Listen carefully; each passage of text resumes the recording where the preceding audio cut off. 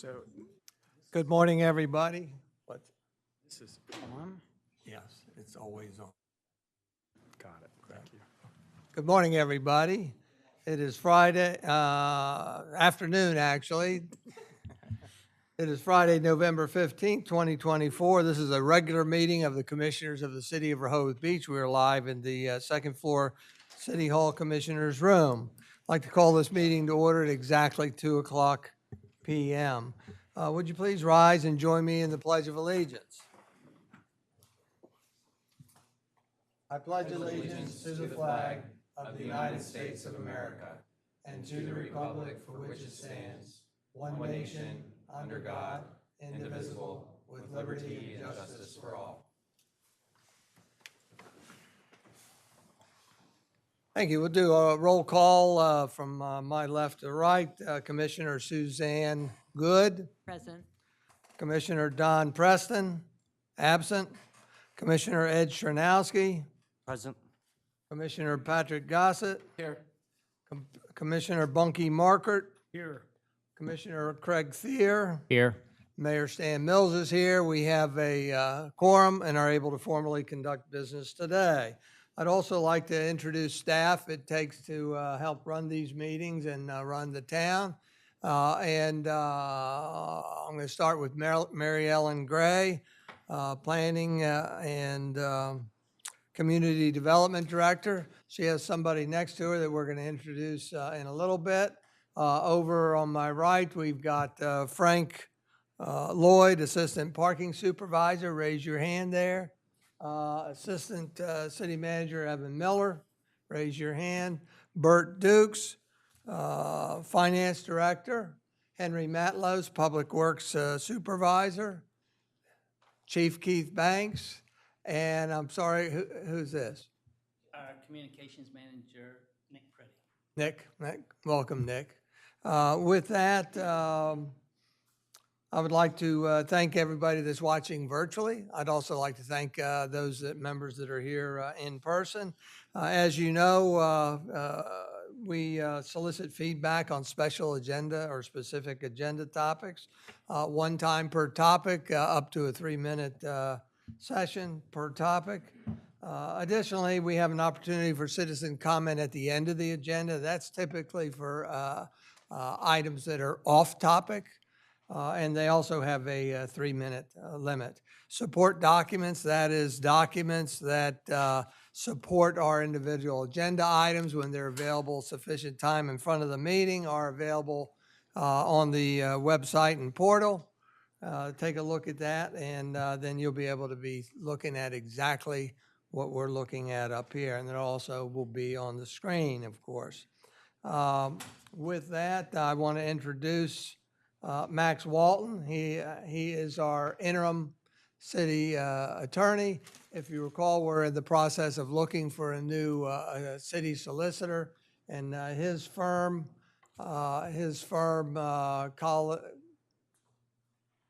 Connolly Gallagher.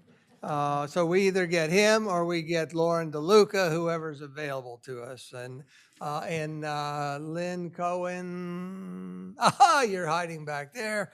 Lynn Cohen is our communications specialist. I'm glad to have everybody on board here. With that, we're going to start off with a presentation of a proclamation recognizing Small Business Saturday, which is November 30th. I'm going to ask the Chief of Main Street and Chamber of Commerce to come join us.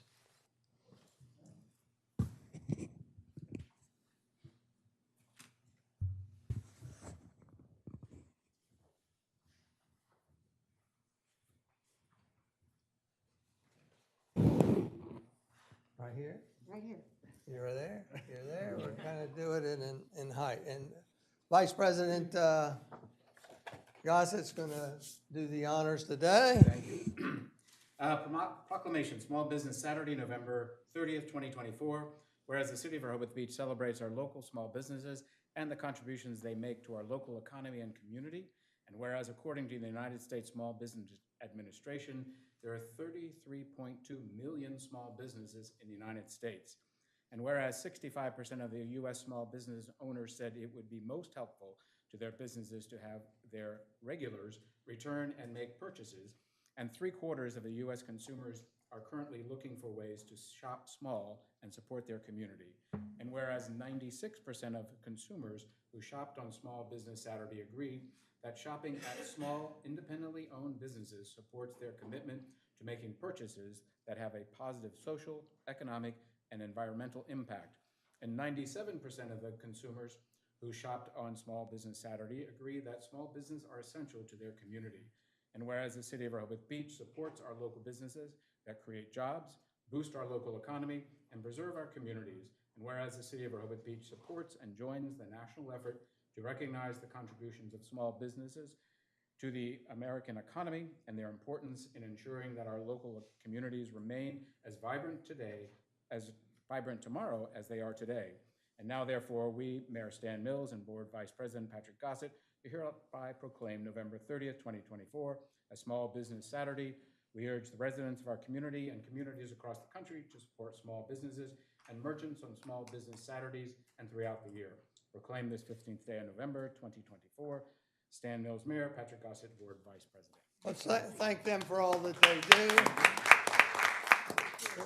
We have it worked out where we only have one proclamation, That's so right. you get it They'll share it. you get it Share even it. weeks and you get it odd weeks. Share, it's okay. But I did want to also mention, in 2022, Main Street recognized our local businesses here in town. And I think it's important to state that at that time, this was 2022, a recognition program by Main Street, that 6 businesses in town had been operating for 75 years or more, that 21 businesses had been operating for 50 years or more, and that 62 businesses had been operating for 25 or more years. So I think that's quite a compliment to our community and the individuals that also make it happen. It is. So we really appreciate it. We appreciate Thank you. the Thank you. recognition. Oh. Okay. Very good. Thank you. All right. Thanks.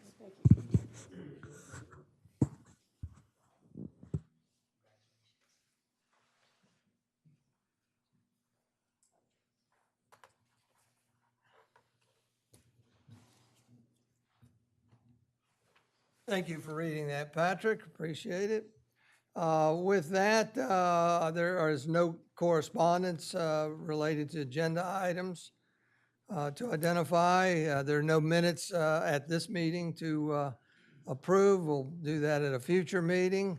We'll go to City Solicitor's report. You're brand new. I'm not sure. You missed the city manager. You goes haven't. First.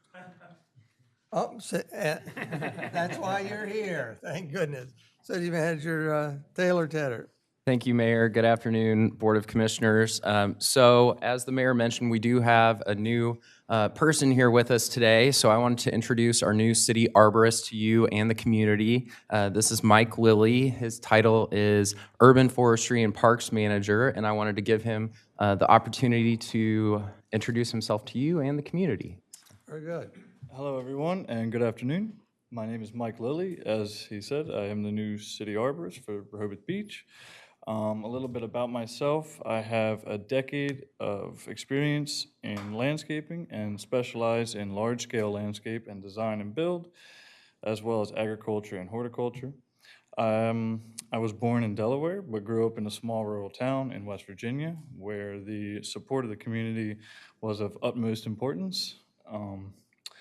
I am honored to be a part of this team and excited to use my background and knowledge to contribute to the further development of the beautiful city of Rehoboth. Thank you all, and I look forward to working with each and every one of you. Thank you.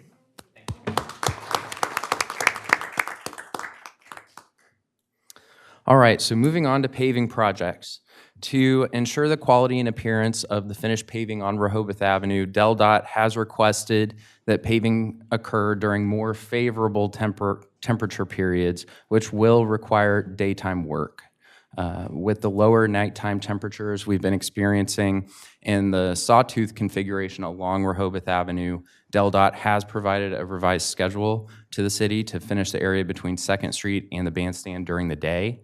Areas west of 2nd Street will be milled at night and paved during the day. But with that sawtooth pattern, they have to hand roll right up to where your bumper meets the median. So we want to ensure that we have the highest quality product for the community for years to come.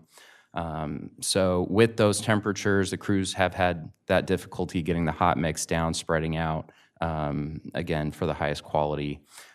So for this reason, ADEL will completely redo the median area between First Street and the bandstand on the south side of Rehoboth Avenue, as well as the part on the area of the north side between the bandstand and First Street. And this work, of course, will be done at no cost to the city. At no time will parking on Rehoboth Avenue be closed completely on one side. For example, if storefront parking is closed in an area, the median parking will be available.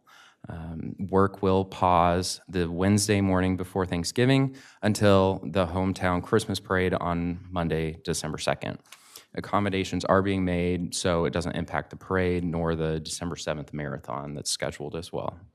The water main portion of the citywide paving project on Maryland Avenue is complete. All services have been switched over to the new water main. Concrete work on Maryland Avenue and First Street should be completed next week with milling and paving to follow. As part of this project, crack sealing work will take place on St. Lawrence Street, Brooklyn Avenue, and Stokely. The project contractor, Mumford and Miller, will sub out this work, which are contract permits. And once Maryland and First Street are completed, Scarborough Extended will be milled and paved as well. So moving on, I'm pleased to let you know that for the fourth consecutive year, the City of Rehoboth Beach has earned the Distinguished Budget Presentation Award from the Government Finance Officers Association, which is known as GFOA. This means that the city's 2025 budget met the highest principles of governmental budgeting.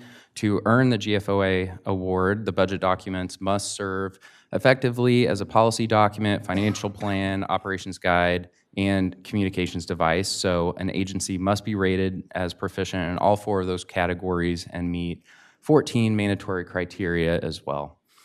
Meeting those national guidelines is a team effort, so that's led by our Finance Director, Bert Dukes. So I'd like to extend congratulations to Mr. Dukes and his supervisor, Evan Miller, and the entire Finance Department on this accomplishment. So if Bert would like to come up and accept this beautiful certificate that we placed in a plaque. Okay. With him. Yep.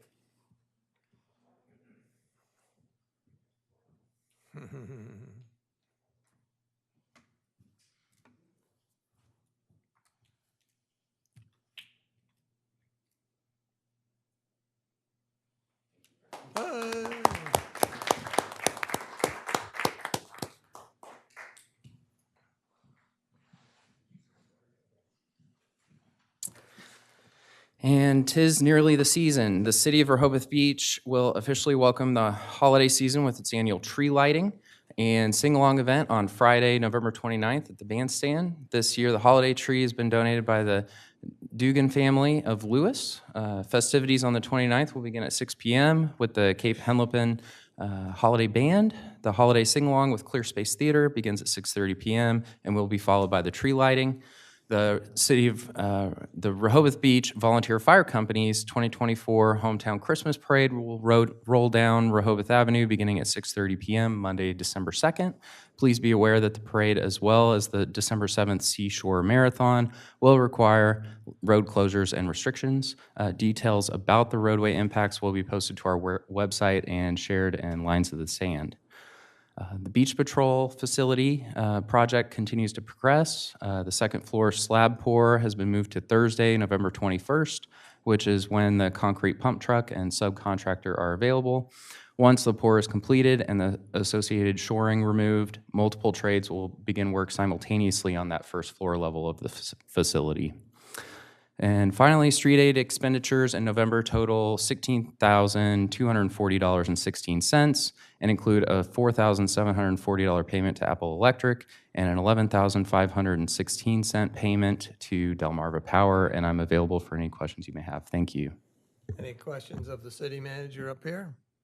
Commissioner Good?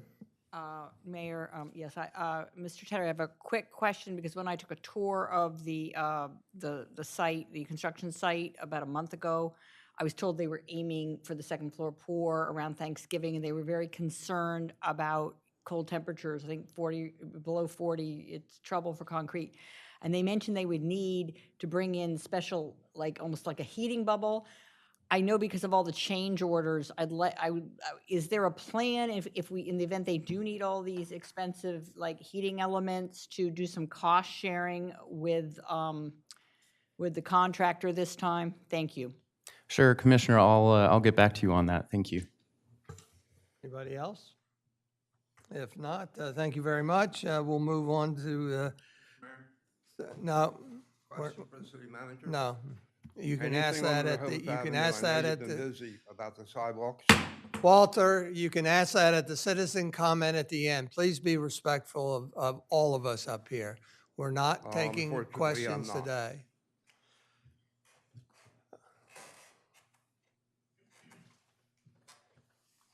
Back to the city solicitor's report. Did you No, have anything? I really don't have too much. I just say it's an honor to be here for a very short period of time. I've been here for actually 21 years. I've acted as outside counsel, litigation counsel, and it's very nice to be here. I've known folks in town for a long time. But I'm not going to be putting my name into the hat for the solicitor position, so I'm just here really on a very interim basis. But it's nice to be here, and there's some wonderful folks. Just as to what I've been doing, I've been acclimating myself to all the different matters that come across the city's desk and trying to get up to speed as quickly as I can on as much as I can. And I'll do my best, commissioners, to try to be on top of everything to the best of my ability. Thank you. Thank you, Max. With that, we'll move on to departmental reports. We're going to start off with departmental briefings for end-of-season reports from the parking and police reports. Thank you, Mayor. Appreciate it. Good afternoon, Mayor, Commissioners, members of the public, and thank you for switching it over. I'm pleased to be here today with Frank Lloyd. Frank is our Assistant Parking Supervisor, and we're here to present an end-of-season report on behalf of the Parking Department. Just a recap of the 2024 season. We'll go over really more details, operational details about the parking season. Frank will address some of the budget numbers, some of the actual numbers. He'll also address some of the challenges that we have and some possible solutions. And then towards the end, I'm going to go into a little bit of data and statistics from the summer. So with that, I'm going to turn it over to Mr. Lloyd. Thank you, Evan. Mayor, City Manager, and Commissioners, and members of the public. So I just wanted to go over some operational details. Most of you probably know these already, but just as a review. So the season is May 15th through September 15th. It is from 10 a.m. until 10 p.m. for enforcement. Permit enforcement is from 10 a.m. to 5 p.m. It is pay by plate in the metered areas at a cost of $4 per hour. We have over 2,600 metered spaces and an estimate of over 4,100 permit spaces. And we operate with 12 zones. Oops. There we go. So the meter program, the benefits, is very easy to use and maintain. It provides real-time information for the staff. It's better reporting. It's flexible parking system. We are paid by plate, but we do have the option to do pay by space or pay in display. The enforcement is done by the LPR vehicle and also a handheld unit, and the zones can be changed as needed. So just to give you some review of the fiscal year 2025, the budget versus the actual. So as you notice, we were down in the parking meter, which is the coins being used. We've seen the quarters and the coins on demise for the years past.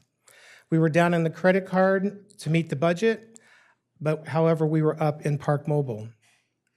We are still collecting on the meter fines. We were up about 18,000 in permit sales. And we are still collecting on the permit fines as well. Oop, I keep going the wrong direction. Sorry about that. So the meter revenue fiscal year 24 versus fiscal year 25. As you can see, we've been down about $25,000 for the year in quarter revenue. Although we were up in credit cards and we were up in Park Mobile, reaching $8.2 million.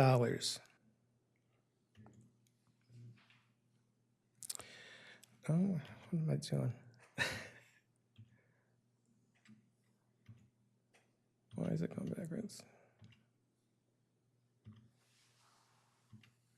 There we go. Okay. So a 3-year comparison, as you can see, we're up for fiscal year 2025. As I said, we were up 18,000 for permit sales, and we are still collecting on the meter and the permit fines for the rest of the season. So look at the coin trend. So in 2023, we were up over $160,000 in coin. We're down to 102. So we're down about $59,000. Also with the change machine utilization, in 2023, we were over 43,000. We didn't even top 8,000 this year. So we had the one change machine that was left. It was noted last year that after the season that would be removed. As you can see that a change machine costs much more than what we brought in for the season. So let's talk about permit sales. We saw that there was a slight decline last year in some of the categories. This year we only sold 14,000 permits. If you notice that we did consolidate the weekend dailies and the daily permits. Deauville Beach is no longer a part of the city, so last year Deauville Beach alone sold over 6,100 daily and weekend daily passes. So that would have brought us up over 20,000 for item count.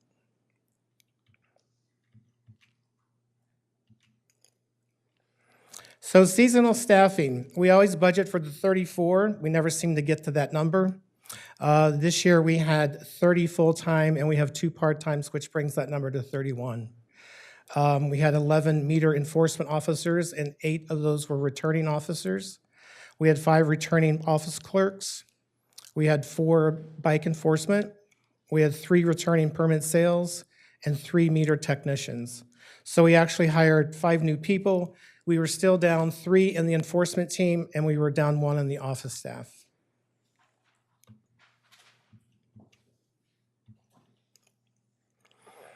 So some of our challenges, permit areas, especially on the north side. Properties are utilizing their front lawns, right-of-ways, and their off-street parking spaces. It's hard for the parkers to know where to park and where not to park because of the materials that are on those spaces. And it also puts the pedestrians in the street to walk to the beach and to walk back to their vehicle. So in the past, we've proposed solutions maybe to establish a neighborhood design template for public space, and to also mark those appropriate driveways for the residents. Another challenge for us is we always hear that head-in parking is not a visible information for the visitors. Although it is on the sign, it's on the meter, it's on the screen when you pay the meter, it's on the receipt when you get your receipt for paying, and it also populates in Park Mobile. So they still say it's not visible. So we went to an extra step and we have a proposed solution which we've already put into place. You may have seen the signs on the right already in the City Hall parking lot. They are also down by a Surfside Place and the Triangle. We are also looking to add this information to the current sign at the bottom just so it's bigger and bolder. Extending the season. So in the Rossi Group's proposal, it said that we could possibly extend our season. So these are some things to think about. June and I thought it would be proactive if we polled these returning seasonals, asked them if they would return if the season stayed the same, if it was from May 1st to September 30th, or if it extended into October. Out of 23 that we polled, 19 says yes, they would return. 13 out of the 23 said they possibly would not return if it was any longer than what it is today. So we might have to look at reducing staff if we go into a shoulder season, which we've never explored that before. We might also have to look at adjusting schedules and work hours. We might have to look at administrative operations as well. Keep in mind that people say it's just easy to put up a sign and go for it. Well, that sign's going to cost money, and we're also going to have extended salaries, and we're going to have more productive things that we use today, especially maps and brochures for the parker and for the visitors, not to mention extra fuel and the longer billing cycle. which now usually ends around Thanksgiving week. If we extend the season, that can push us into December and possibly into the next year. And I'm going to let Evan talk about park mobile transition and meter transactions. Evan, can I interject? We have on our agenda planner December 9th workshop for the full discussion of Yes. extension of the season. Thank you, Mayor. So that's not intended for today in any more depth. Correct. We do have that on the agenda again, or are planning to discuss that in December. Carol, I think, just left, but as Carol knows, the chamber has already started to get questions about that topic and when it'll be discussed. So again, in December, we're planning to present more information to you all. We have taken a greater look at the budget. What are some of the potential expenses? We can certainly at that time elaborate a little bit more on the possible solutions, but thank you for mentioning that, Mayor. So a few slides, I wanted to go into some data or statistics from the summer season. So as you saw earlier, credit card transactions are starting to go down, and a reason for that is that we are seeing a greater adoption of pay by phone. Park Mobile is our mobile payment provider, so I think it's important to highlight some of the data that we were provided by Park Mobile. So you can see this is a 3-year comparison. In 2022, we did 461,000 Park Mobile transactions. 16% of those transactions were extended. So that's one of the benefits of the mobile payment option is anybody who's purchasing time through Park Mobile, it's really convenient to extend your time. So if you pay for 2 hours and you find out that dinner's taking a little bit longer, you want to take a stroll on the boardwalk, you can extend it quite easily for an additional hour, 2 hours, whatever it might be. The average initial session duration was 2.4 hours. I found this really interesting.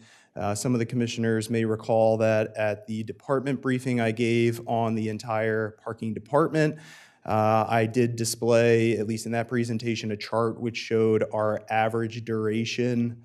I think it was by zone or by location. And that showed that on average, we have people staying here about 3.5 hours. So the average of 3.5 hours would be the average initial session, which again is 2.4 hours. And then the average extension of that session was 61 minutes. So again, that's the data from 2022. Moving on to 2023, you can see transactions were up. Also, the percentage of transactions that were extended went up.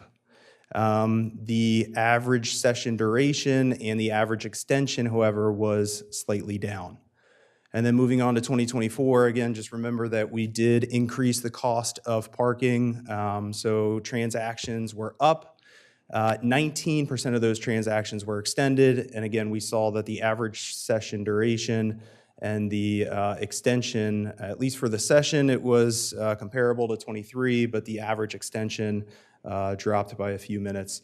So not any drastic changes over the 3-year period, but I did find it interesting to see that more transactions, it seems, are being extended. Obviously, you have to keep in mind that the transactions as a whole were up, but that the average session and extension seemed to dip a little bit. I think that's folks being a little bit budget conscious and only really trying to pay for the exact amount of time that they need, especially as parking rates go up. Moving on to parking meters, so these are any transactions physically done at a meter. In 2022, 431,000 transactions. Only 7% of those transactions were extended. An important point to note is that extending at the meter is not as convenient as it is extending via Park Mobile. Park Mobile, you can do it on your phone, whereas to extend a session, T2 calls it add time, you actually have to physically go back to a meter within that zone in order to extend your time. So there is a lot of, from that standpoint, maybe an inconvenience where you do have to go back to a meter to extend your time. So 7% of those transactions in 2022 were extended. Average session, again, comparable to Park Mobile, about 2.5 hours. The extension was much longer, though, that we saw. So again, I attribute this to the sort of inconvenience of having to go back to the meter. I think if it is more of an inconvenience to extend the session, you would tend to add additional time just so you don't run the risk of having to go back to extend it again. In 2023, again, transactions dropped a little bit, and you'll recall on the last slide that I believe is because Park Mobile transactions had increased, so again, a greater adoption of pay by phone. 6% of the transactions were extended, average session again 2.5 hours, and then the extension again was about 1.5 hours. And then 2024 transactions again dropped, 6% were extended, 2.5 was the average session, and 1.5 hours for the average extension. Citations issued. Citations as a whole have incrementally gone up. So in 2022, we issued 23,900 citations. We highlight just 3 of the main citations that are issued. That's overtime parking, which is an expired meter. Also, overtime parking constitutes anybody who is paying the wrong zone. So overtime parking, permit, so again, that's not having a parking permit displayed, and then the head-in parking requirement. So you can see the breakdown there. I won't go through each of the different years, but you can see, again, in terms of each type of violation, they're all relatively consistent, but we have seen a slight increase in citations being issued. I would also contribute that partially because of the efficiencies that's been created in our parking enforcement program. Just briefly wanted to highlight the appeals, total number of appeals that we had this year, 1,800. And we began this summer collecting statistics or data on how many of those appeals relate to an incomplete license plate, and then also the wrong plate. So incomplete license plate would be anybody that has a Delaware license plate knows that some of the Delaware license plates have PC on them, so it's a common mistake for folks to leave PC off when paying for parking. PC is a part of the license plate. It needs to be included. We also see a lot transposed digits and letters. So if a license plate's 123, they do 132. So that's an example of incomplete plate. Wrong plate would be most commonly in Park Mobile. In Park Mobile, you can default to a vehicle, and sometimes folks forget to switch. If they're driving their spouse's vehicle, they typically have their vehicle in there as default, and they forget, again, to update the vehicle information. So just a percentage of those appeals as a whole is included there as well. This is the final slide. This is on future considerations. These are things that, myself, June, and Frank are continuously thinking about. One is our parking meter inventory. So on the intro slide, I think you saw that we have 200 parking meters, and we are strongly considering ways to begin reducing that inventory. 200 meters is a lot, certainly, to maintain. It obviously costs money to have these meters on the street, whether it's software, certainly hardware as well. So identifying ways to reduce the inventory, especially because we're seeing a greater adoption of mobile payment. I have talked to some folks in the industry that have been in the industry for a long time, and there are already communities across the nation that have no meters whatsoever. It is only pay by phone. So that's something that we're going to consider implementing over time. Payment methods is another one. So again, you saw in a previous slide the coin trend. Gone are the days of Rehoboth collecting millions of dollars in coins. And so again, it costs money to provide coin acceptors in our machines. It costs money to send our enforcement team out to perform collections. Certainly we have arrangements with local banks in order to take the amount of coins to them and deposit it. So could be a lot of savings there to eliminate payment method being coins. And then finally, this is something obviously that we've talked about for numerous years, is the virtual parking permits. We are having ongoing discussions right now on a guided operations plan. Essentially what that is a team that, again, are industry experts and can help assist us, because again, it really is just myself, June, and Frank implementing a lot of these parking programs, the technology. And so talking with them about really where is the industry going and where do we see virtual permits fitting in with a coastal town. I've mentioned before, I've seen virtual parking permits work very well at universities and colleges. I benefited from it when I was at the University of Delaware, but I personally have yet to see coastal towns, resort destinations that have implemented a successful virtual parking permit program. I'm sure they're out there. I'm not saying that it's not successful. It's just I want to chat with some of those folks and kind of learn from them. What are some best management practices? What are some challenges?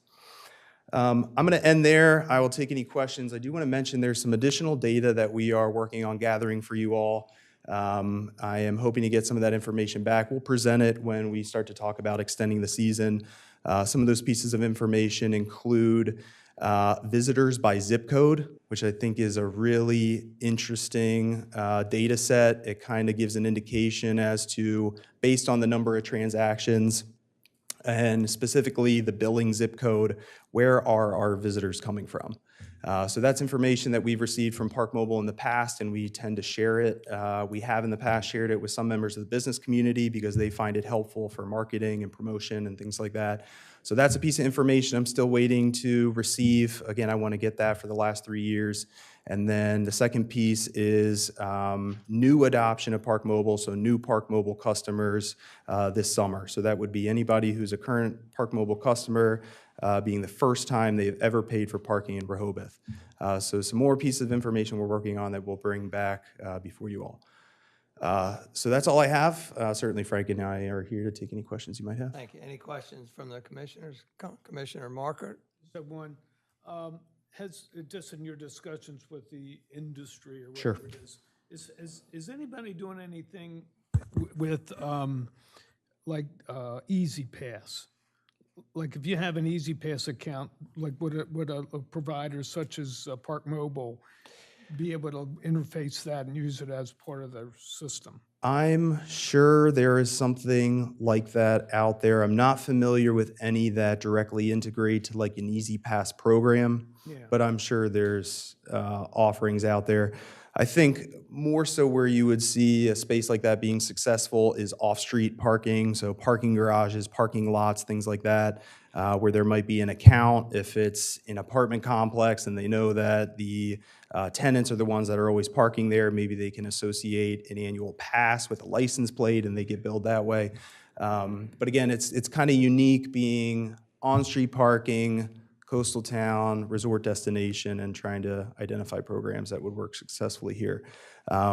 So that will be something certainly that we explore, any option to kind of make it more convenient to pay for parking. So. Okay. Yeah. Anybody else? Commissioner Gossett? Just on the December 9th workshop, I hope you've also included some information about 30-minute spaces, Sure. number, and their convertible time of day use and that type of thing. Yeah, Thank happy to do that. Mayor? Commissioner Good?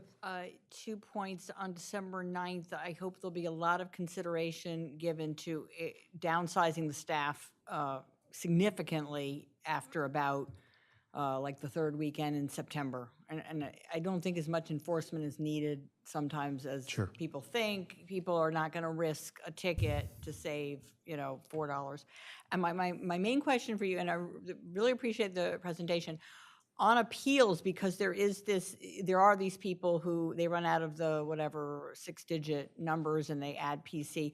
I hope when people have made a good faith effort to pay the meter, that their appeals are handled and the citation is dismissed. Is that mostly the case? So what I'll offer on that is we presented an ordinance, I think it was about a year ago, which would allow us to do an administrative reduction on citations where we did see a mistake was made. At the time, it was not supported. It could be something that we pursue again. That really was introduced with our hope that we could catch errors like that administratively before they went to the Alderman Court, because again, we saw a large number of the appeals going to the court for that exact reason. So in that particular case, I can't speak for the judge, but I think more than likely they uphold the citation, and so it would be the violation plus a $10 court administrative fee. I mean, I'm just worried about that because in the local media, we're hearing a lot of just frustration by people that, they really made a good faith effort to pay the meter, and then they're being put, I just don't think it's a friendly approach to penalize people who were, good citizens and then get put through all this. So I guess we'll work on that. It sounds as though that's a work in progress. Thank you very much. Commissioner Good, I would just add to that. So when they call the parking office and say they paid for parking, and we can determine that they flipped the digit, left off the PC, the C, or the CL, we give them a one-time warning. So we take the citation back, but it's noted in the system that they've had the one-time warning. The staff educates them on that, saying that you've been warned, this is your one time. If it happens again, then the citation would be valid. I'm elated to hear that, that would be, yeah, the approach I think many of us would want. And I You know, think in the give them court a, you know, is- one get out of jail free Correct. pass, and then I doubt I can't imagine too many of them are gonna make that mistake again. It will probably, you know, Right. they'll remember that they have to put in the CL or the PC. And sometimes people think it's their driver's license, so they put that in instead of the plate number. So we just kind of have to educate them as we go.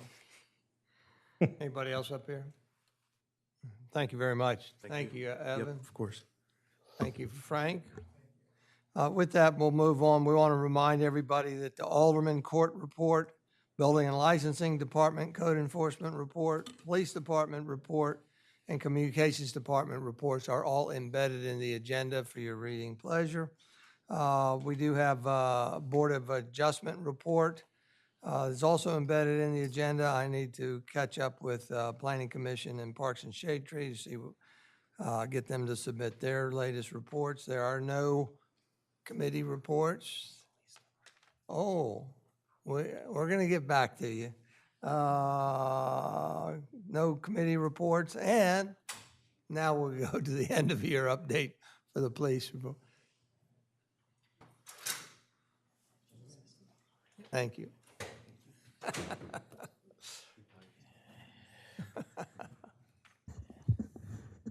Okay. Well, good afternoon, Mayor, Commissioners, citizens, general public here. Thank you for being here today.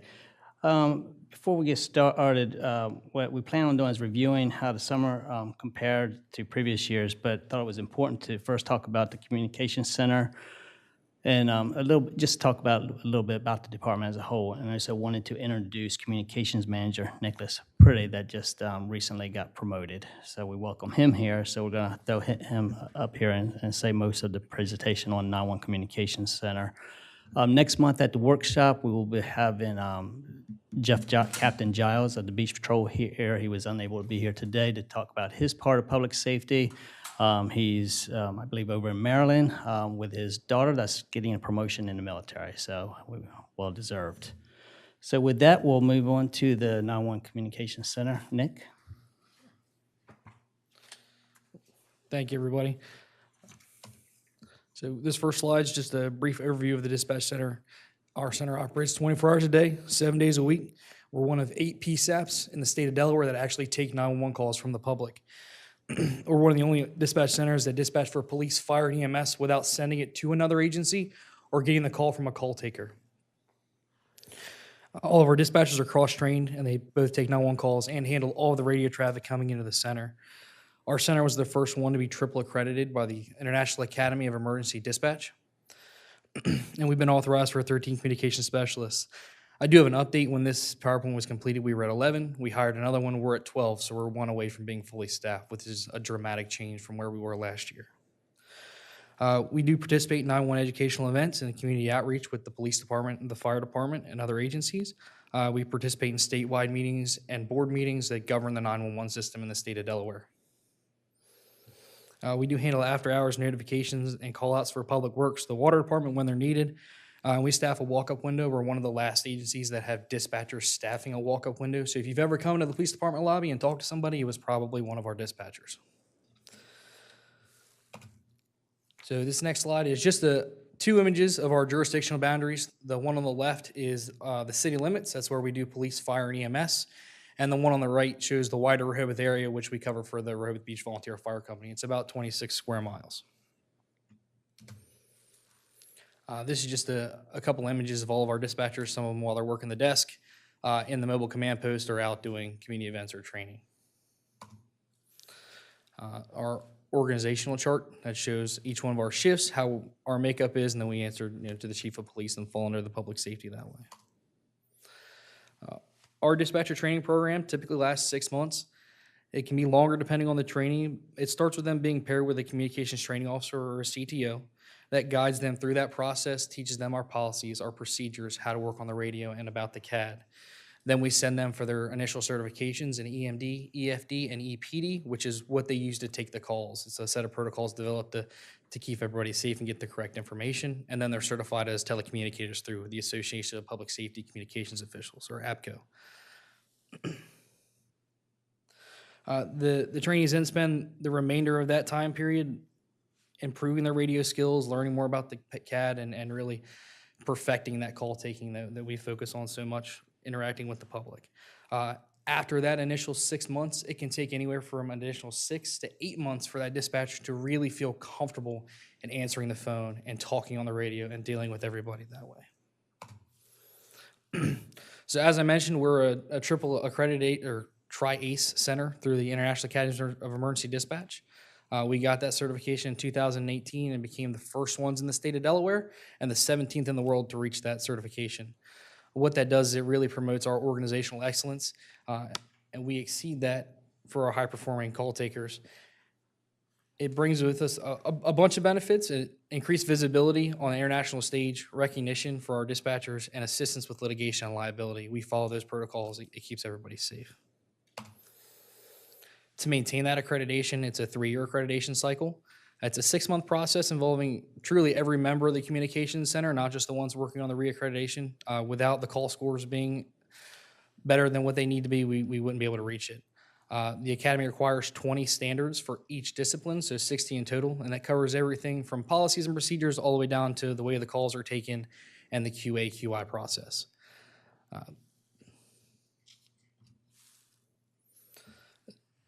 The QA/QI process, we have 4 EMDQs, which means every time one of our call takers answers a 911 call, a random selection is pulled and reviewed. For the year, we have to review 884 medical calls, 265 fire, and 571 police calls out of the selection of all the calls we take. We go a little bit above and beyond that. We want to make sure our dispatchers are doing the right thing and taking calls the right way. And we do all of the calls for a trainee during their training phase, and then cardiac arrests, overdose, structure fires, anything with pre-arrival instructions. So if we're telling you how to do CPR, how to get out of a burning building, or to stay safe during a police incident, we review all those calls as well. We take all of that information from the QA process and help develop our continuing education going throughout the year.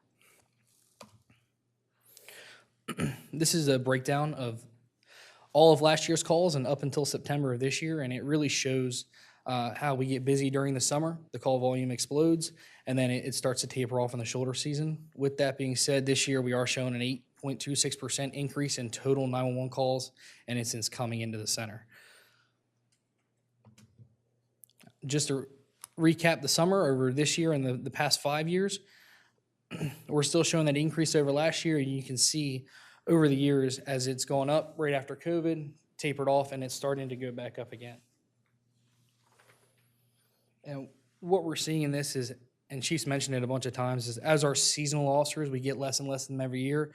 The self-generated incidents, the traffic stops, the beach complaints, stuff like that, we're seeing a decrease in them, but what we're seeing is an increase in other complaints coming in from the public. So they're dialing 911, they're calling the police department. It's not just the beach and the boardwalk, it's throughout the town.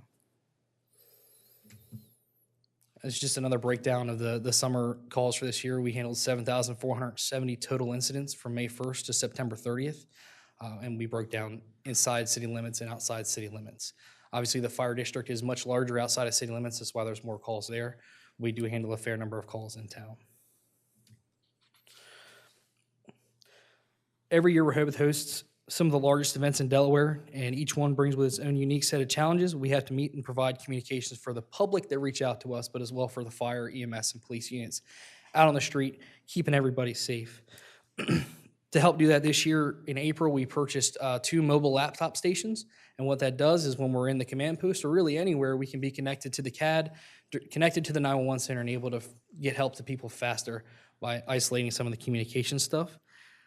We threw another tool into that tool belt this year at Seawitch. We were actually able to get 911 calls remotely inside of the command post.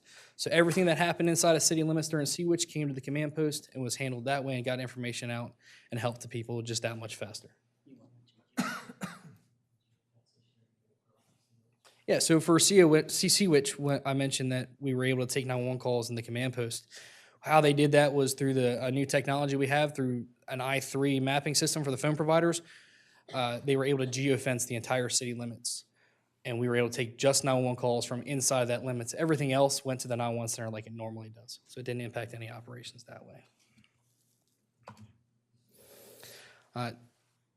Here's a quick snapshot of the technology that we use in the dispatch center on a day-to-day basis.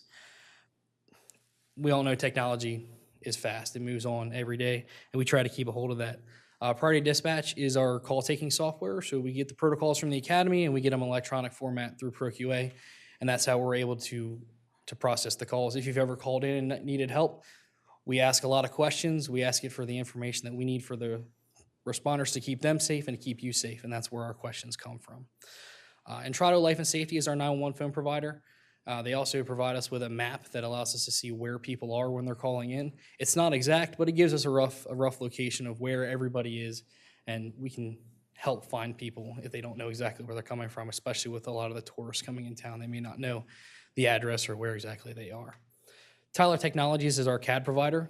CAD is the tool our dispatchers use day in, day out. It's how we keep track of all the incidents, all of our units. They also provide us with a mobile CAD to the police officers. It's in their car. They can see what we're putting in there, and it keeps everybody just that much safer. It also gives us a record management system. The other thing I didn't put on here, and if you can kind of see it to the top right of that picture, is a Centricom Elite system provided by Motorola. That's our radio system. It allows us to dispatch the fire company and keep in contact with everybody. And that's one of our full dispatch consoles. So we look at 6 monitors. It's a lot. So where are we going? As we move forward, we're constantly trying to improve our operations and technology to better fit the need for public safety and adapt to the changes that come from that. We're currently in the process of piloting a next-gen cloud-based platform from Entrado called LifeHub. What that new system is going to do for us is it's less equipment, it's less intensive on the startup cost. It's designed for smaller centers for 10 positions or less. It also provides us with a more accurate mapping system provided by the phone companies instead of some of the legacy data that's out there. We're moving closer to full staffing. Like I mentioned before, we're at 12. We have 2 applicants in the final stages for that last position. We're making a decision there as soon as we have all of that information done. Now that we have the staffing, we're looking to get more involved with community outreach, educational events, getting those safety messages out to the public, that we have now that we have the staffing to complete that. Provided with that new phone system we're getting at is going to be video to 911, multimedia to 911.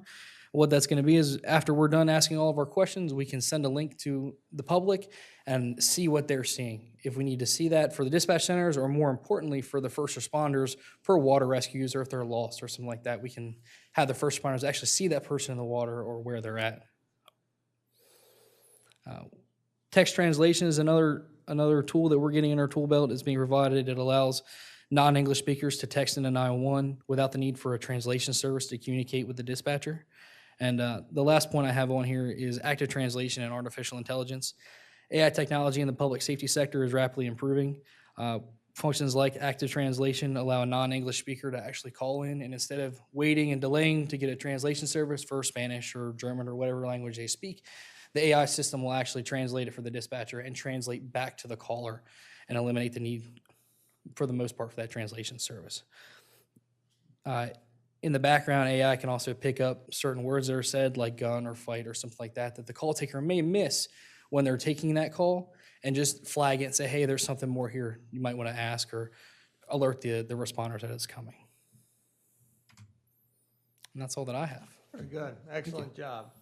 Any questions up here? Commissioner Thier? Yeah, so a couple of quick questions. I thought I had heard early on in the presentation, you have police, EMS, fire. You only fielded police calls for the city limits. We dispatch police calls for the city limits. Anything that comes in for police outside of it, it may come into our 911 center. We have to send it to Sussex County for the state police. They have their own dispatch center. So outside of our city limits, we do send it. Where we do see is if they get overwhelmed, we may have to take some. It doesn't happen very often, but it does happen. Okay. And then we send units out. When you displayed the 2 maps, one was the city, one was the broader area, we take all calls for that broader area. Depending on what the call is, you may send it to Sussex County. Correct. Okay. Second question I had was the increase in calls. You're seeing an increase in calls. And it may have been on one of the slides, but some of the legends were really small and I couldn't see them. So I apologize if I'm asking something that you already covered. Increase in calls within the city, or is it more outside of the city? Both. Both. Okay. If you were to, is more of the increase from outside the city or about the same? It depends on the time of the year. Okay. So during the summer season, a bulk of our actual 911 calls are coming in from either right inside of Silmas or just outside. It's where our busiest area is.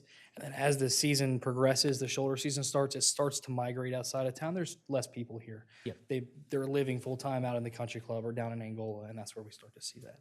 So it's really across the whole district. Okay, great. One more question. Sure. So this is probably more of a budget question, so you may or may not know the answer. Since we cover this broader area, I mean, do we get funding from the county for covering this broader area? We're included in the state 911 funds that's issued to the counties first and then disseminated based on call volume and population, I believe. Okay. So it's included in that wider area. Okay, great. Thank you. Great presentation. I appreciate it. Thank you, Mayor. Thank you, Craig. Anybody else? If not, Chief, thank you very much. You did a good job. With that, I'm going to go ahead and move along to community part. We have a whole second part Oh, of no. that presentation. And thank you again, and Mayor. Nick, thank you again, and a great job. You see why he just recently got promoted to the manager, as well as a volunteer fire department here in Rehoboth Beach. So he definitely has a commitment and a history of being here. And because he took over that position, I stuck him on, 5 or 6 new committees up and down the state, so I could take a step back from that. So believe it or not, communications managers have to deal with trauma centers and with some of the technology and things like that. So up and down the state that they're involved in, and not just with the 911 board, but with the hospitals and things like that. So again, thank you, Nick.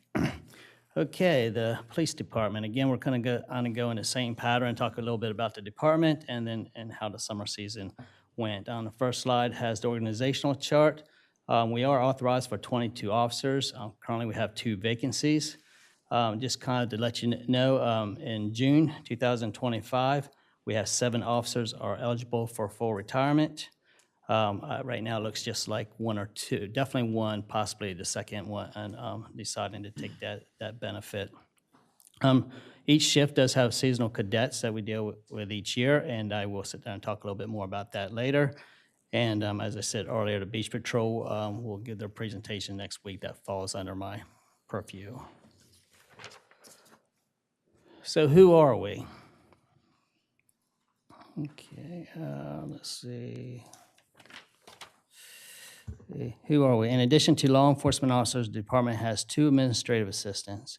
I do have one that's planning on retiring in the very near future, early 2025 is my understanding, and I do not have any intention at this time to replacing her. The other one will just step up in that position, and I think we'll be able to do the job as we've kind of moved some things around to the administrators in the police department to help some of that job.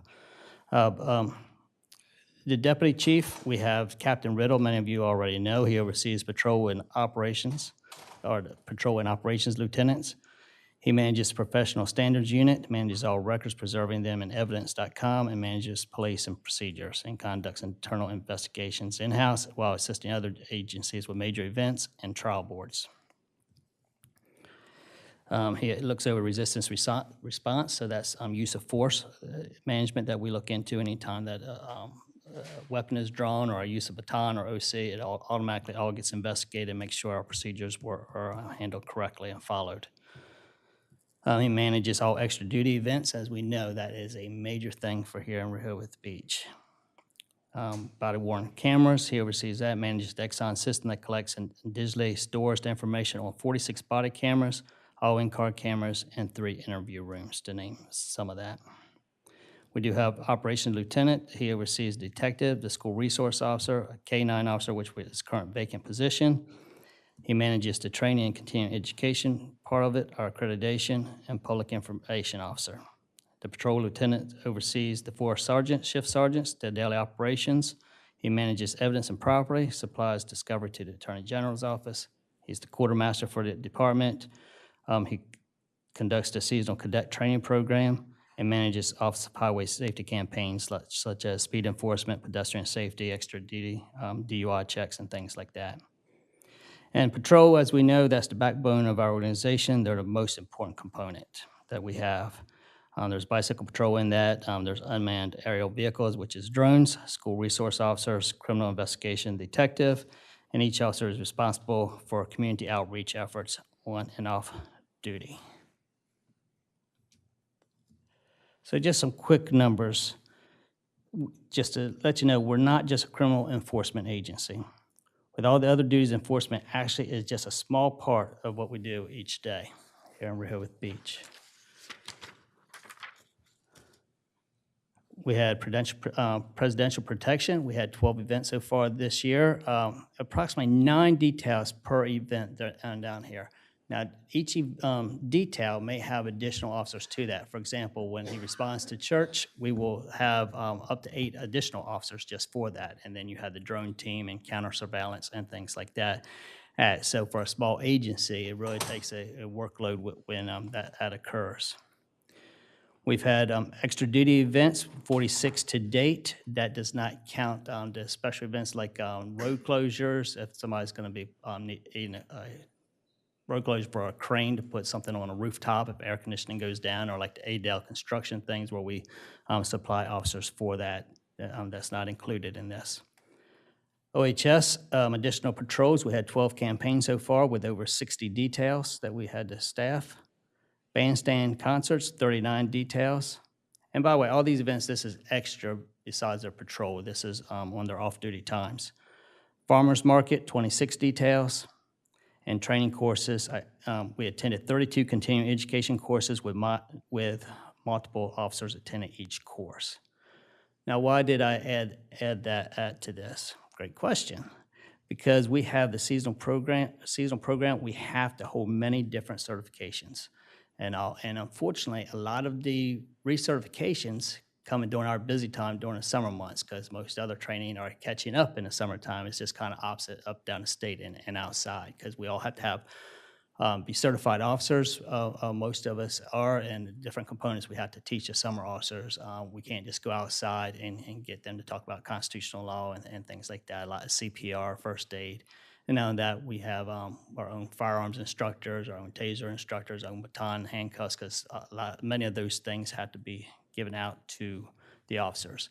A lot of ground fighting and all that has to take place too. So we're all certified in that, or we have a couple of instructors to do that. So that's why we have to take away and during the summertime, because that's the only time the courses are offered. So that's why I mentioned that here. Okay, some police incidents. Through September, the police department handled 2,411 calls. Looking at our fall complaint load, we will pass the 2023 numbers, as Nick said earlier, where it is trending upward. By not meeting our seasonal recruitment numbers, with only 10, a lot of those numbers, as he also mentioned, is the difference between being reactive versus proactive. A lot of times we find ourselves of not being as proactive as maybe we should be, because we're just running to a complaint. Or just trying to, when it's busy events going on, that we're just kind of staying neutral and see what's going on, kind of monitor the situation.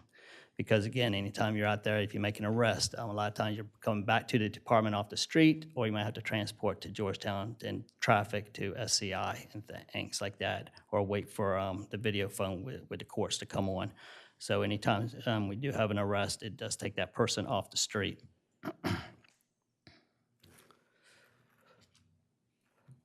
Part 1 crimes, that's looking at murder, rape, robbery, burglary, theft, vehicle thefts, assaults, drugs, things like that. It stays pretty consistent over the year. When we're seeing theft, that gets into some shopliftings and things like that too. So, the burglaries, it was reported we had 7 this past year up to September, January through September.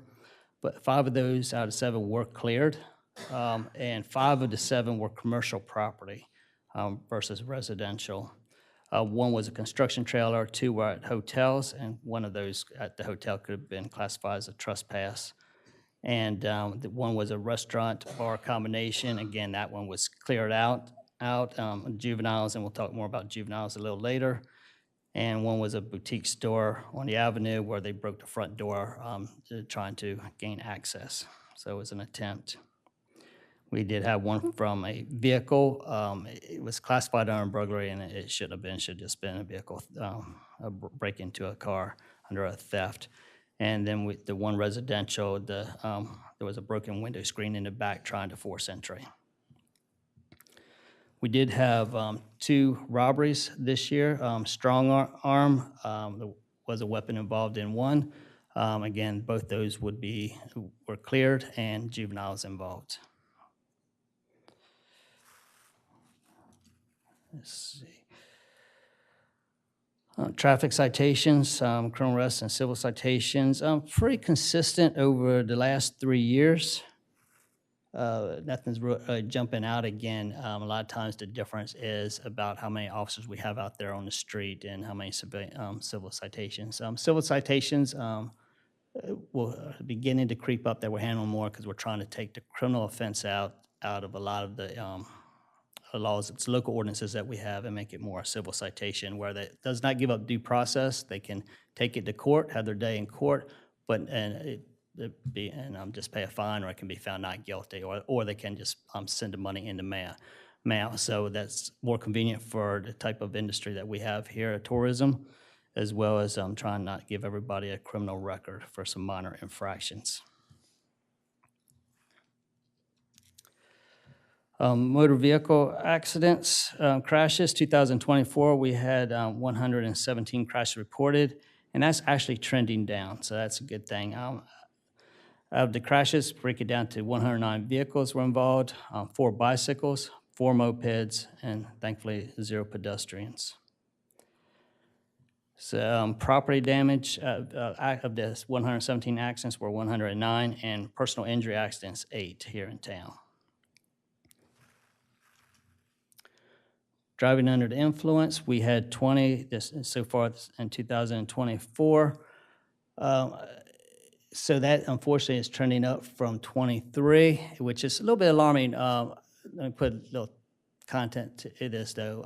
We, back in the early 2000s, mid-2000s, we were doing 50, 60, sometimes 75 DUIs a year. So that number's going down with all the Lyft, Uber, things like that in town. We are starting to see that creep back up, and we're seeing the blood alcohol contents going up along those lines. We're seeing a lot more over-serving and intoxicated people in the streets, sidewalks, and things like that. So we have been contacted, date alcohol and tobacco, and see what we can sit down and work on education as well as enforcement the upcoming year to try to curtail the intoxication levels on the street, but at the same time trying to work on curbing, get the trend back down with driving under influence of alcohol. There's some summer issues, challenges, and some possible solutions. As I've already talked about, the seasonal police officers, we had low recruitment numbers. We only had 10 this summer.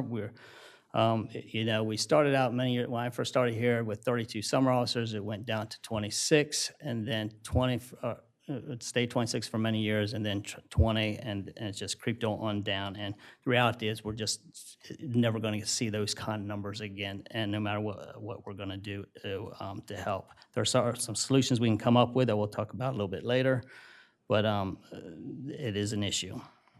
Because again, I truly believe a presence is a deterrence when it comes to crime.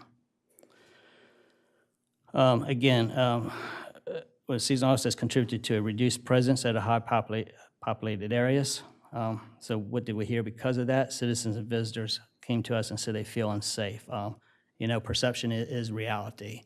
I can tell you, some of our crowds this year were way up. I don't have a number to put to it, but I know I was down on one weekend. I came down on a Wednesday night, and I stepped up on the boardwalk, and I just kind of had that shock, like if something happened, what would we do up here? Because it was just so many people back to back. So it's real, because again, I didn't have a uniform on. I was just standing back, just observing, and certain nights, it was really busy up there. About with the housing on why we talk about affordable housing is the number one issue why we can't get the numbers. The time commitment, there's mandatory training 4 or 5 weekends ahead, so 36 hours or 12-hour days. So they're putting themselves up in hotel rooms to work here before they come back for training, taking off from college. A lot of them have to drive 5, 6, 8 hours or more to come here for the training while they're away at college, even though they're staying here locally maybe during the summer. And the other issue we get into is schools, especially down South Virginia, start back early August. We lose a lot of officers during the early summer season, or in August, early August. And we need them to continue on because of the large number of fall events that we work with. And quite honestly, if we're being honest, just a lot of young people just aren't interested in becoming law enforcement officers anymore. We're seeing that too. So that's part of the issue. They have other careers they can venture into. We are trying to adapt. We're doing recruitment bonuses, have offered retention bonuses, increase our wages, recruitment videos with All-Star Talent and Guardian Access. So we've teamed up with them like we are with our full-time officers program.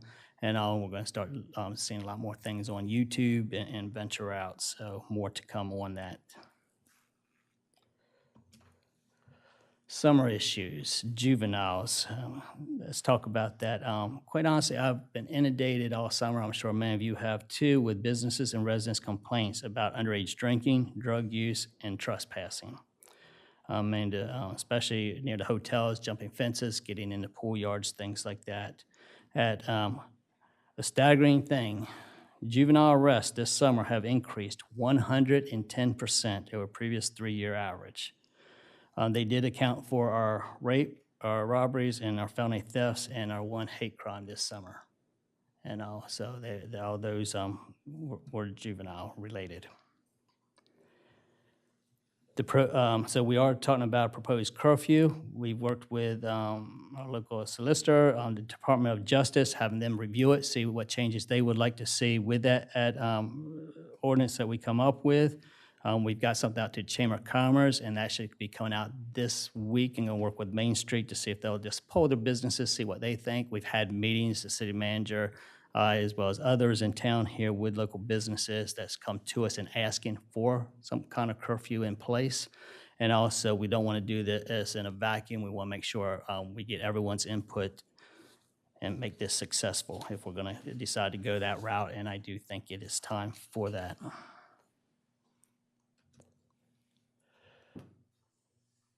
One thing I did want to bring to your attention that just recently took place and passed, but it's going to affect us next year, loitering and solicitation laws. Recently, the ACLU took action against the state's loitering and solicitation statutes. As a result, the Department of Justice will no longer be prosecuting these cases, and this includes panhandling. The reality is state law trumps municipal law. So, any of our loitering laws and things we're not going to affect. It actually even affects some of Title 21 and some of our traffic codes as far as them out in the street and things like that, that we're going to have to be careful with within the knowledge. What I will sit there and say that there needs to be, we need to pass a new constitutional law. This comes from the Attorney General of Delaware.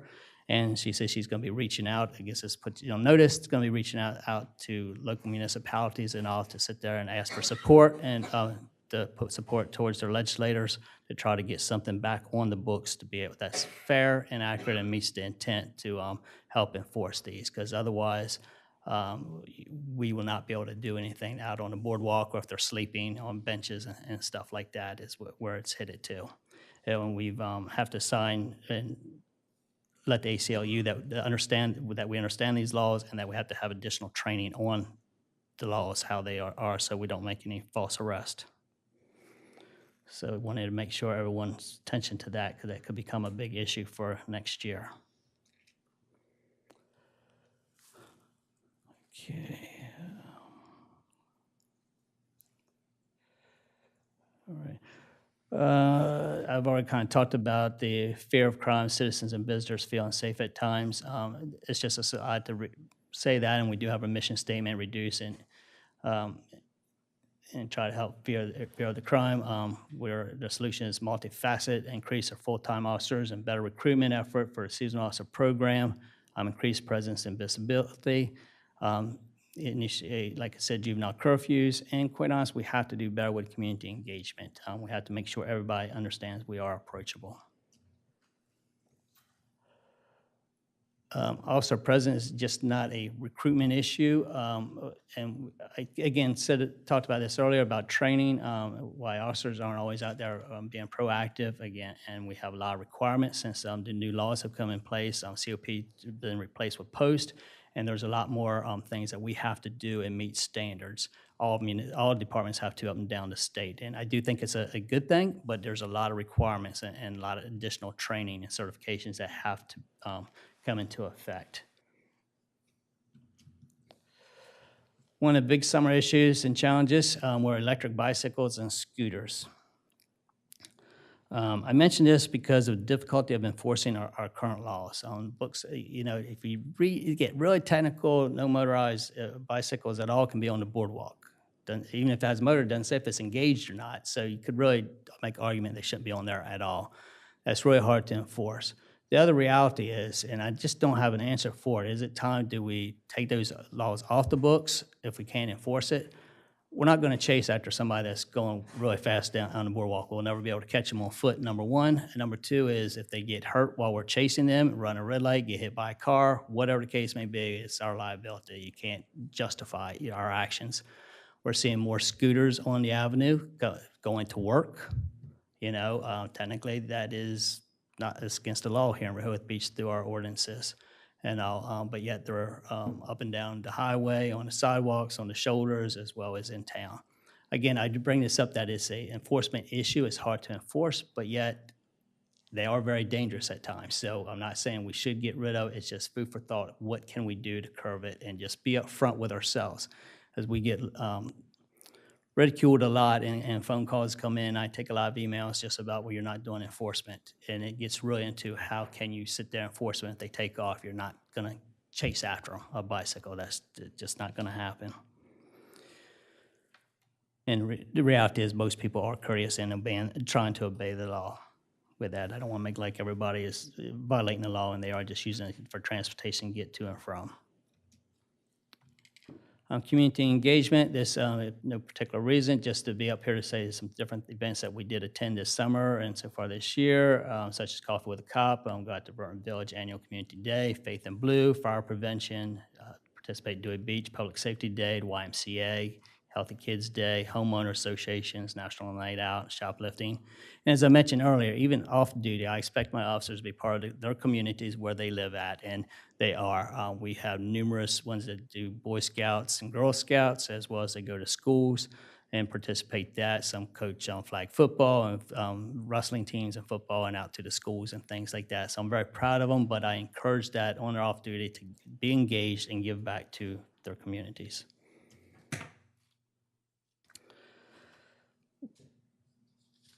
One of the things we've been working on this past year is bandstand safety. We undertook this new security initiative because of all the issues we had last year and complaints from the visitors to our concerts. Our concerts are very popular, they're wonderful, and more people are coming up there all the time. What happens is vehicles are parked there and then they want to back out during the concert, creating a problem. Some of these concerts get 2,500, 3,000 people up there at a time. So we've taken on additional responsibility by putting 2 patrol cars up there, blocking entrances early. We'll start posting a sign that goes all day, and then at 6 o'clock, we'll start cutting off, trying to get people to leave those areas. Another thing we did this year is put a lot of cones out in front of the roadway. We still had 2 traffic lanes around, but we were able to have a space in there for the Jolly Trolley, dart buses, as well as on inside of traffic cones, we were able to bring people in there for Uber or Lyft, people to pick up their food because we didn't want to hurt the businesses downtown. So we really worked hard on that, and we are continuing to work on that throughout the winter with the city manager and assistant city manager on how to move things forward, as well as each of you with the commissioners.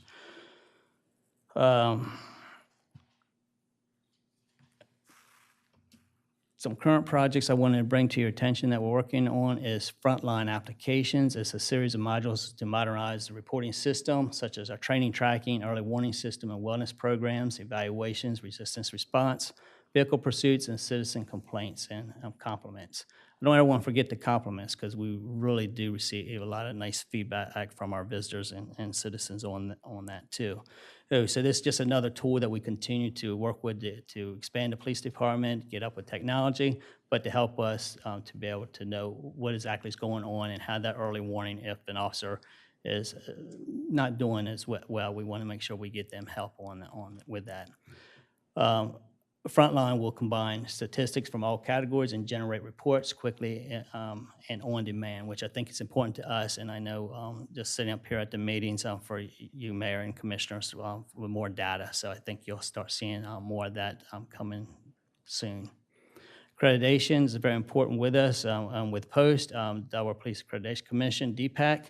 And we should be fully accredited on our stuff. We're doing dual with CALEA and this. So we should be done the fourth quarter of 2025. We're already sent some paperwork in, looking at assessments for them to come and look at and doing some upgrades and all. So that's why it takes long, but we've sent our policies to them and through Power DMS, and they're looking over that. So we're on target to get that completed.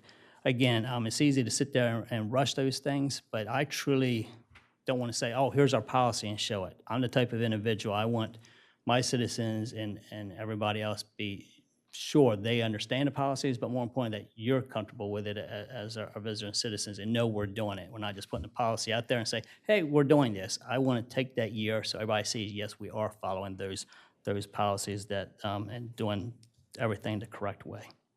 So I think that's important to me, and hopefully that's important to you. What I will sit there and on just some additional information. This past Wednesday night, the 13th, we did host a mass casualty incident training exercise.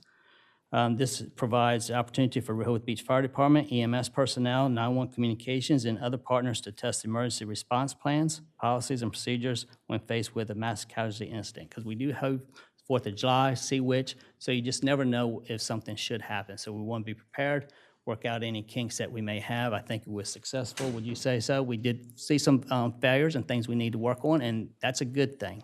And that's very positive, so we can work on that while we're at training. Just as food for thought here, the department has received 71 correspondences from individuals showing their appreciation for dispatchers and officers this year. And to me, that's a lot, 71 throughout the year so far, because a lot of times people don't take the time to sit there and write a thank you here and there. So we have 71 on that we have tracked. Each one of those, I tried to respond back to them individually, and then I always take time out to write correspondence to the employee that's affected, thanking them for a job well done too, and it goes in the personnel file. Again, I think that helps.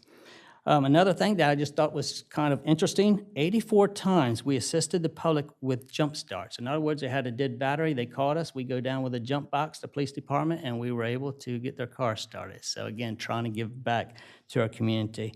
And this summer, looking at, now this is a little bit vague because when we're looking at estimates, but from what we can tell, we're around we've returned $27,000 worth of lost and found property successfully back to owners this summer. And again, that's bicycles, cell phones, cash within the wallets and things like that. So that's a subjective number, but I can say that's on the low side. So again, with that, I give you a lot of information through it at you. I'm always willing to come back and elaborate on more specific topics because there's a lot of things going on with the police department and communications, as you said. And we always appreciate your time. Please feel free to contact me if you have any more questions, or if you want to tour the police department, or even do a ride along and see what's going on. You're more than welcome. So, any questions? Thank you, Chief. Very good. Any questions of the council up here? Chief, I want to say thank you to you Commissioner Gossett? and the department for what you do. It's incredible, and to maintain the positive attitudes that you have when dealing with the public a lot of times. Curious, you mentioned the number of events that are increasing in the city. Just could you take a comment also that not only the number of events, but the size of those individual events, are they about the same? Do they increase? Do you have any comments with regards to those? We have 4 major events. Like we have one coming up with the marathon race, and so we're going to have pretty much every officer will be working that event. We'll have outside agencies help with that, as well as the Christmas parade with the marathon. What goes on right after that is a very good cause, but is Main Street here still, Dan? Hey, sit there and talk about that, but we had the Santa Claus. They don't host it, but we're with it, and there's a lot of people there to give goodwill to Toys for Tots and things like that. So we have a lot of people in town, a lot of different events at times, but as far as the big events, 4 major ones, and you can really classify 6 to major because we're constantly asking for outside. Like the Christmas parade, I don't consider that a major one necessarily, but we do bring outside help with that.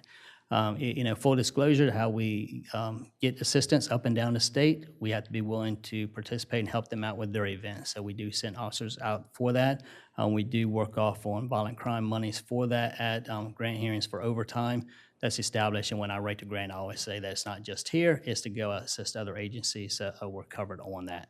So I will say anytime that we do go outside and help other agencies, it's all on grant funding. Thank you. Thank you, Chief. Thank you very much. Thank you for the time. Now can I move to the next thing? I think you're old business. Okay. Community partner reports, they're embedded in the agenda. I just like to give a highlight of each one, just to whet your appetite and also to thank them for taking the effort to do that. We get written reports from the Cape Henlopen Senior Center, which happens to have a holiday fair tomorrow from 10 to 3 to come buy your holiday shopping items. We have a report from Rehoboth Beach Main Street. It's a 2-page report. And some of their events that they're touting are a holiday stroll Saturday, the November 30th, the 30th Annual Community Unity Dinner, December 8th, Wreaths Across America, December 14th. The Chamber of Commerce, of course, is touting their recent Sea Witch Festival, where day visitors were reported at 45,000 on Friday, 115,000 on Saturday, and 60,000 on Sunday. And their further report goes into occupancy numbers there. We also got a report from the Rehoboth Beach Library, and I just wanted to share that being an animal lover, I like passing on this one, that they've been working with the Brandywine Valley SPCA, and as of the 3rd Friday of each month, they're going to be working with the Humane Animal Partners from 11 to 1, 3rd Friday of each month, 11 to 1, with trying to adopt out a dog and a cat. So if you're ready for something, go take a look at them. So thank you to those agencies for submitting written reports. With that, we're going to move to the first item of old business, which is discuss an ordinance to amend Chapter 270 of the Municipal Code by amending Sections 270-4 and 270-21B relating to the definitions of basement, non-habitable basement, habitable basement, crawl space, floor finish, wall finish, gross floor area, and amending the gross floor exemption for qualifying basements and regulating certain existing non-habitable basements, including any further discussion on enforcement efforts related to non-habitable basements. Go for it. I understand you're going to give a little summary, synopsis. Yes, good afternoon, Mayor, Commissioners, and the public. My name's Corey Shinko. I'm one of the building inspectors here for Rehoboth Beach. If you've seen any of these in the past year or two, this isn't a new subject. But with Commissioner Thier and Commissioner Good, this is the first time I've the pleasure of presenting this for you in these chairs here. And if you could switch the screen over.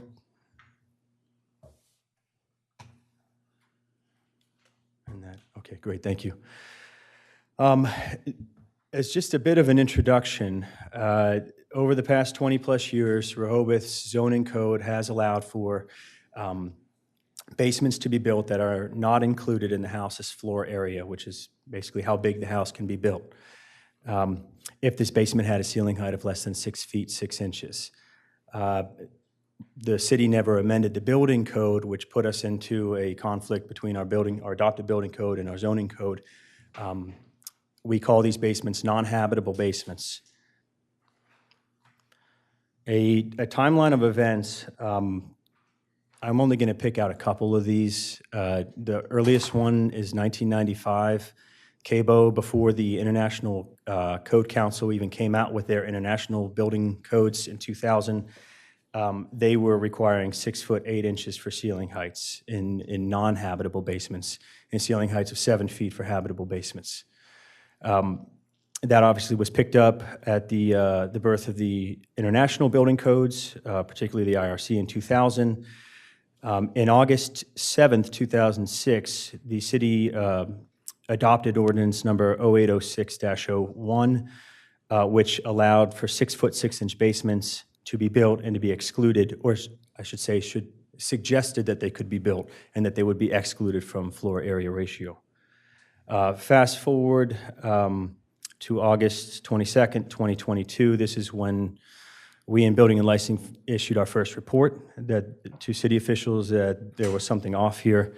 March 17th, 2023, the one that's highlighted is what we're currently working under as a temporary resolution that commissioners adopted in resolution number 0323-02 to just allow for the continued construction so that while we could figure out if we wanted to amend the building code, which is not recommended, or amend the zoning code.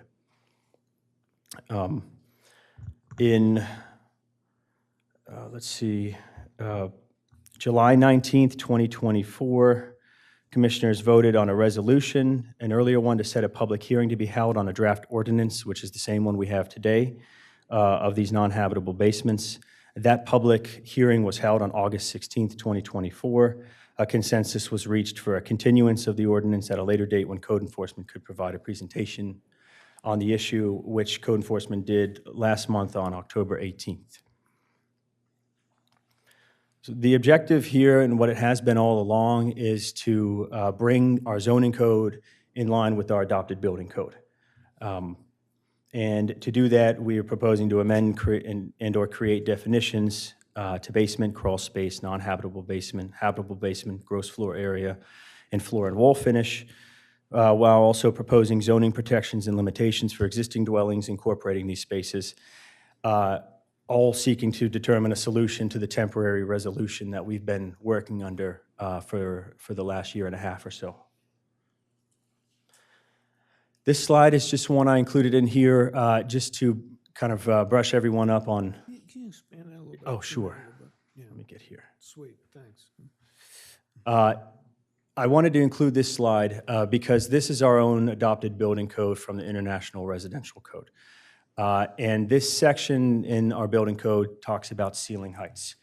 It doesn't seem that important on the surface, but when we get into zoning code, it makes a big difference. It touches on a lot of issues. And the one that's highlighted here is the portion of building code that we're currently breaking with every new home that comes in for a permit from that resolution, that temporary resolution we're working under. And that's that basements, non-habitable basements need to have a ceiling height of 6 feet 8 inches rather than 6 feet 6 inches. Without getting into the actual language of the ordinance, these are this is kind of the cliff notes of it. The actual ordinance is attached for anyone who wants to read it.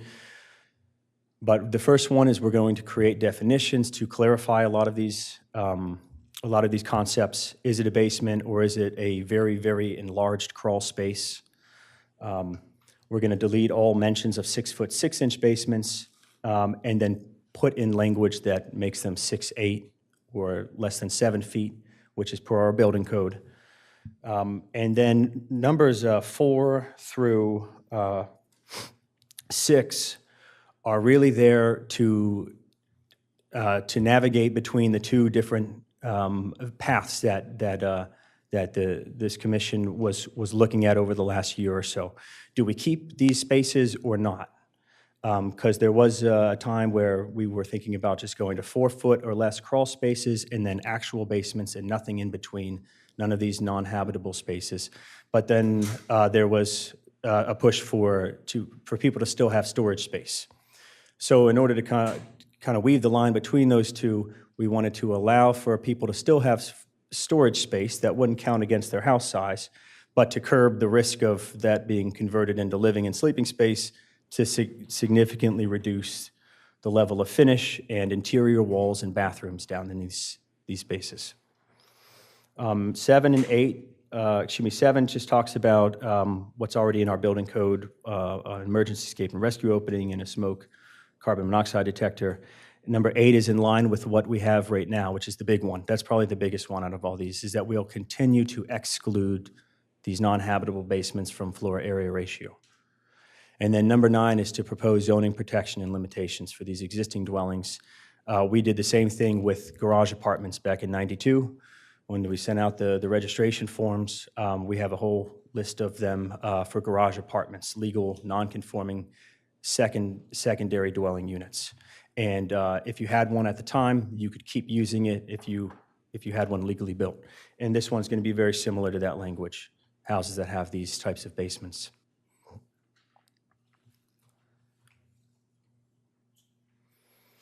This slide is new, and I wanted to include this because I've heard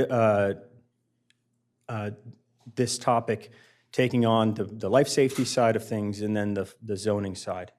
And there have been comments and suggestions, critiques and stuff between the life safety and then the zoning for these non-habitable basements. The life safety is, and I just wrote it here, if the rooms in these non-habitable basements contain what they need to contain, which would be, you can see here in the picture, a smoke detector, a window well, and also, it's heated. This right here is the supply for the HVAC.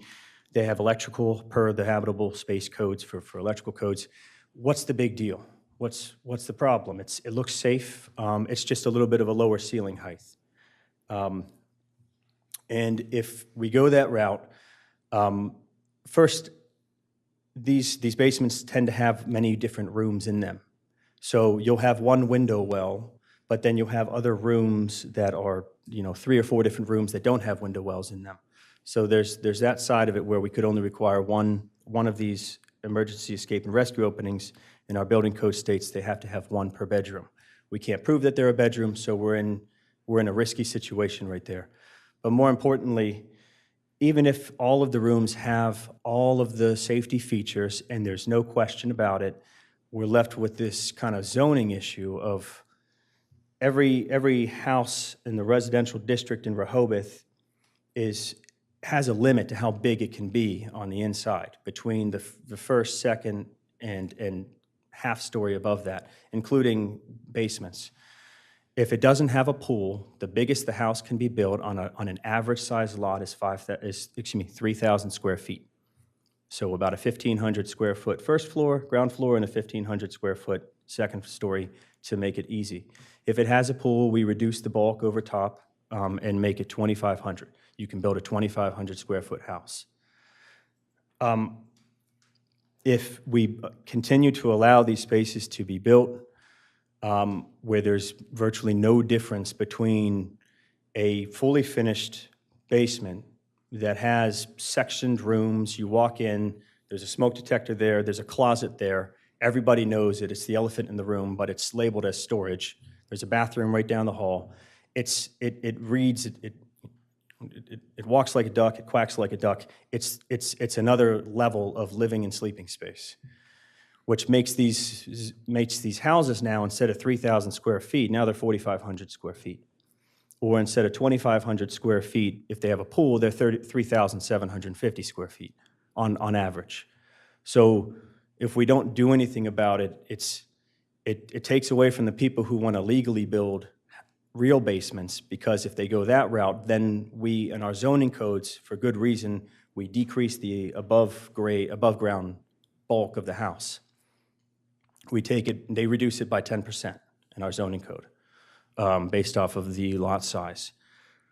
So I wanted to bring this up to just for another position for discussion. Well, we do have the life safety, there's a zoning component to this, And if we don't do any action and we just continue the status quo, there's no real reason to build an 8-foot tall, real, like, habitable basement and take the 10% hit above grade, on your first and second floor, when you can just build a unlimitedly big 6'6" basement, finish the whole thing off, put as many rooms as you want down there, and have it completely excluded from FAR. It's incentivizing that to happen, which is why we're seeing over the last 5 or 6 years, almost two-thirds of all houses built have these. And it will just continue to grow over the next 10, 20 years, where we'll eventually be at the point where most of the houses in Rehoboth Beach, as they continue to recycle themselves and get demolished or rebuilt, will take advantage of this, because it's very lucrative to have this. You can have all this finished space down there. So that's what we would the message we would be sending, I think, by allowing this to continue status quo is,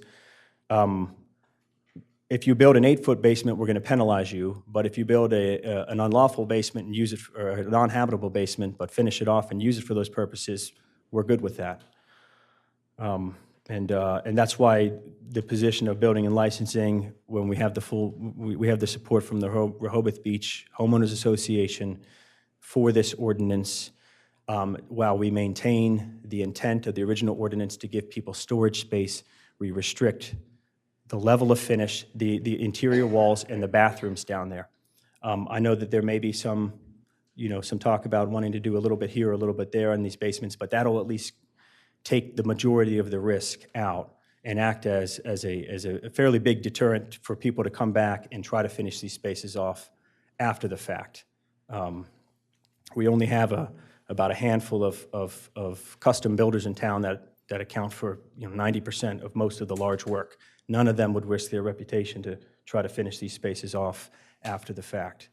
So to recap, to bring the Rehoboth Beach Zoning Code into compliance with the adopted building code while allowing the continued use of basements for storage and ensuring life safety measures, the ordinance is what we're presenting today. And the main one is to try to find the solution to the adopted resolution that we're working underneath. How can you help today? We're here to set the hold a vote on the resolution to hold a public hearing on this issue, so we can once again get the public involved, put another notice out for the public, and we can talk about this more at length at another date when it's an official public hearing, and we can get a bit more into the details, into the language of the ordinance if you'd like. Although with that said, I'd be happy to answer any questions today on this topic. Corey, thank you very much. Appreciate it. One of the outcomes hoped for by me today's conversation on this topic is old business number B, which is to consider a resolution setting a public hearing.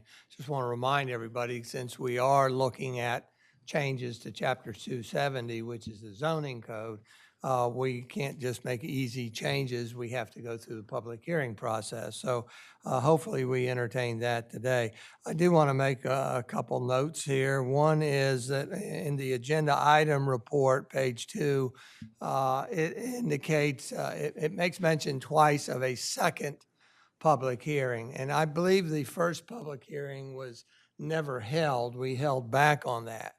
And so I think what we will be voting on will be to establish and schedule the first public hearing in this. So I just wanted to make that clear. The other thing is I think it's time to get this going. I think it's great. I have one exception, but I've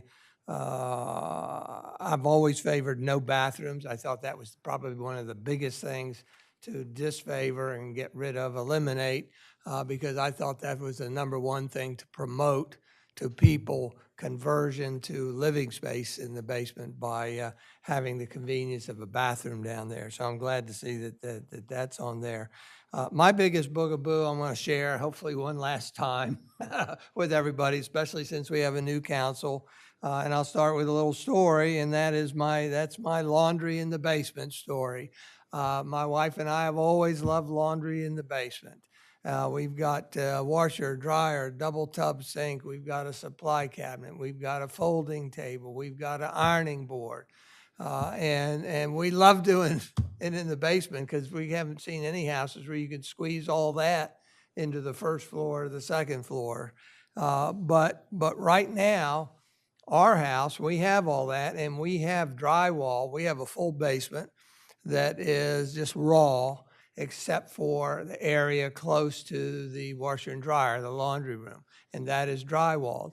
And it makes sense to me to provide that opportunity to anybody to be able to finish off that area so that they can have a clean area to do their clothes and excuse me.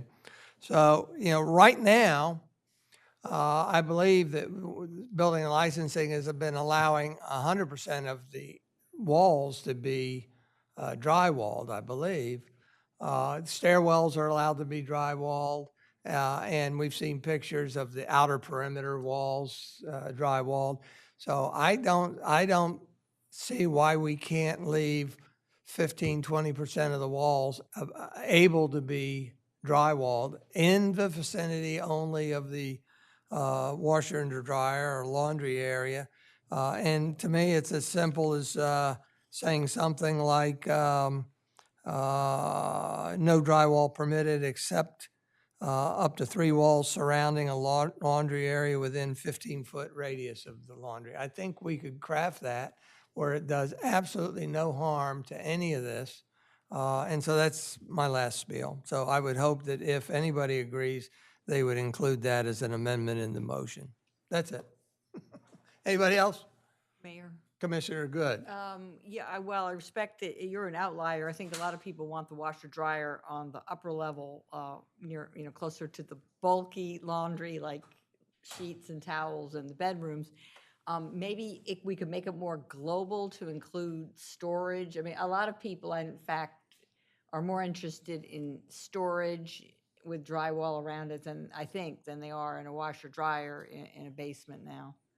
So, but I have no problem with it if we just allow, I thought there was going to be a 750-foot exclusion anyway. That was a previous iteration. Oh, that's gone now? Well, that was under, and then there was different consensus reached. This would have been back in March of this year, I apologize. believe. See, I thought that was relative, that had some We common brought that sense to up it. originally, and that also kind of dovetailed into people have if they put their water heaters, their furnace, their electrical panel box down in the basement. There was some push to section that off and keep that kind of separate. But these are things that we could certainly put into the ordinance based off of the vote. I'm new here, so bear with me. To me, in other places, right, where we have these suggestions, you have the public hearing.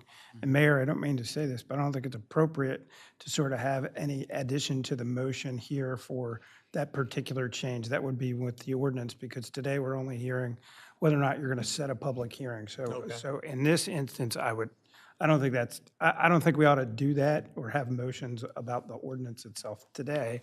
Certainly when we have the public hearing, that's what a public hearing is for, right? You get all the ideas and you meld everybody's stuff in. Thank you. That was great. Anybody else? Commissioner Thayer? No, nothing. Mayor, since this is, Commissioner Gossett? thank you. Since this is the 9th time we have discussed this issue in the last 2.5 years, I would like to move that we adopt the resolution to hold a public hearing scheduled on December 20th, 24 on the proposed ordinance presented at the August 16th meeting that amends Chapter 270 of the Municipal Code, Sections 270-4, 270-21B, relating to the definitions of basements, non-habitable basements, habitable basements, crawl space, floor finish, wall finish, gross floor area, and amending the gross floor area exemption for qualifying basements and regulating certain existing non-habitable basements. As the solicitor stated, and I totally agree 100%, that the purpose of this meeting is to set the public hearing and not to discuss the merits of the code amendments. What date Second. did you give for the hearing? As prescribed, December 20th, 2024. It coincides 2 with o'clock our PM. regular meeting. All righty. So I have a motion by Commissioner Patrick Gossett and a second by Commissioner Suzanne Good to adopt a resolution setting a public hearing in the matter of adopting the relevant areas of 270 of the Municipal Code. We're conducting a public hearing on December 20th at 2 o'clock PM. Is there any further discussion? Are any members of the public? If not, all those in favor signify by saying aye. Aye. Those opposed, and the motion's carried. Good job, thank you. Thank you. Thank you, Corey. With that, we're going to move on to the first item of new business. That's discuss and consider a resolution relating to a proposal to finance up to $5.5 million to fund the development of and construction of the Rehoboth Beach Patrol Headquarters / public restroom facility and transaction-related costs. Taylor? So I'll go ahead and turn this over to our Finance Director, Bert Dukes, to provide a presentation to you related to this potential financing. Just a little background information. Our capital budget included over $3.5 million for the construction of the building. We had a couple of thoughts, and one of those was we didn't really want to use our debt capacity if we could do that, but we had some significant increases in operating costs in our budget. We had our first meeting in February, and we really didn't have enough time to put together a bond issue at that time. But I've had conversations with First Trian, the financial advisor that helped with the financing of the City Hall and got a 1.6% interest rate for us.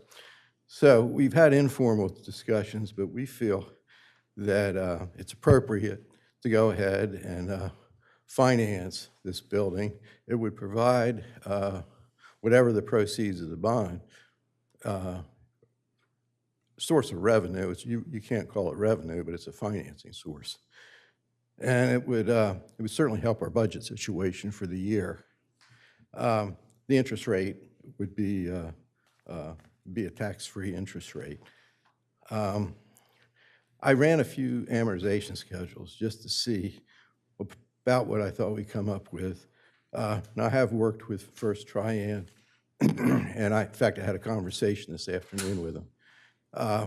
We're going to look at 7 years, 10 years, 15 years.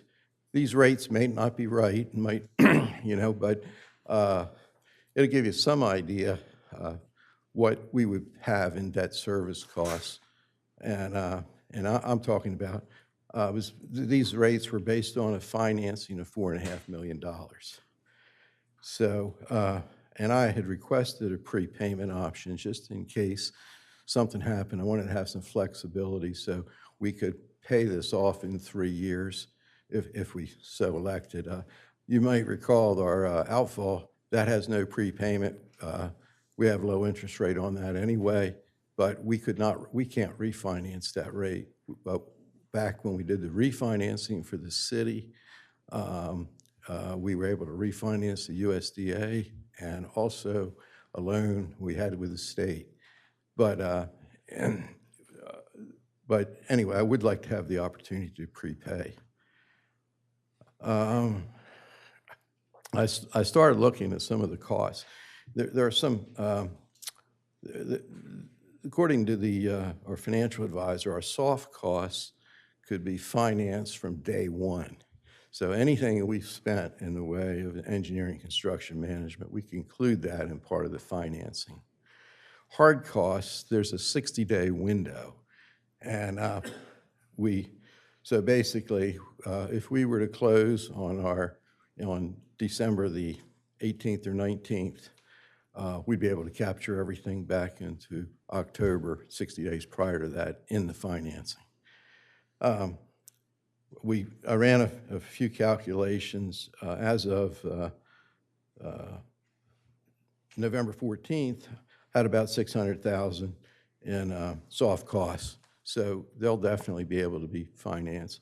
Then, as far as the hard costs, it could be in the 400,000 type range. But I think the real important message is we can we can finance probably at least 4.5 million, and I think it's the wise thing to do. I mean, basically, when you have an asset that's going to last for 40 years, it's appropriate to finance it for an extended period. And we've been in a pretty good position, and we felt prior to the budget meetings that we probably could go ahead and pay it off in a shorter period.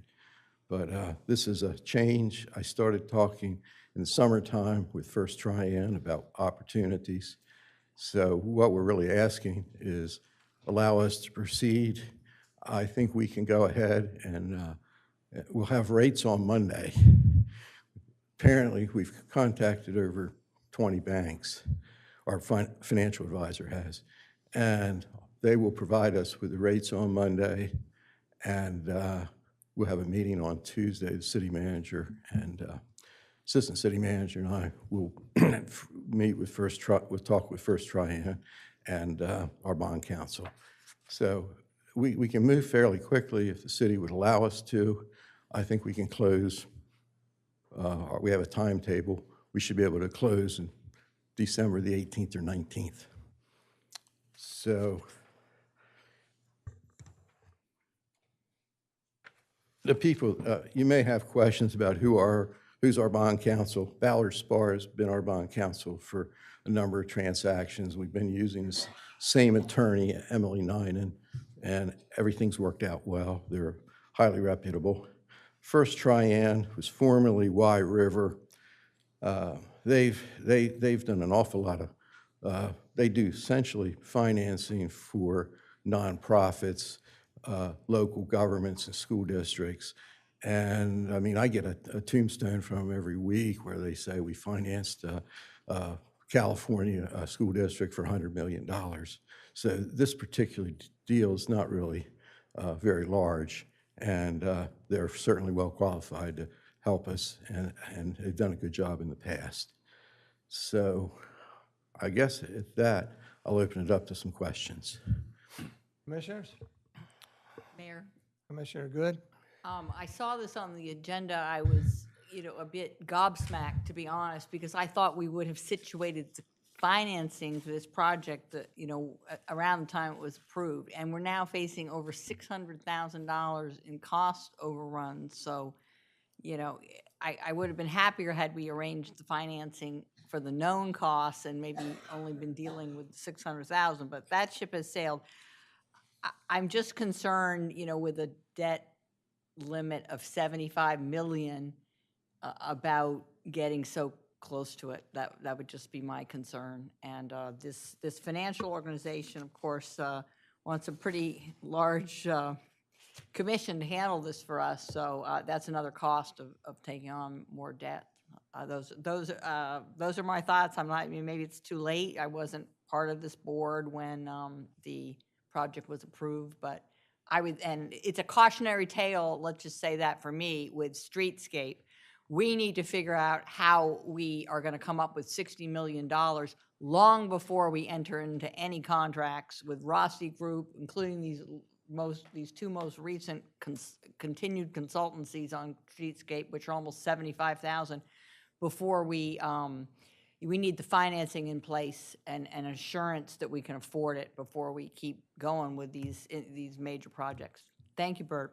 Well, I think your comment was a good comment, and I had the same concern about using our debt capacity.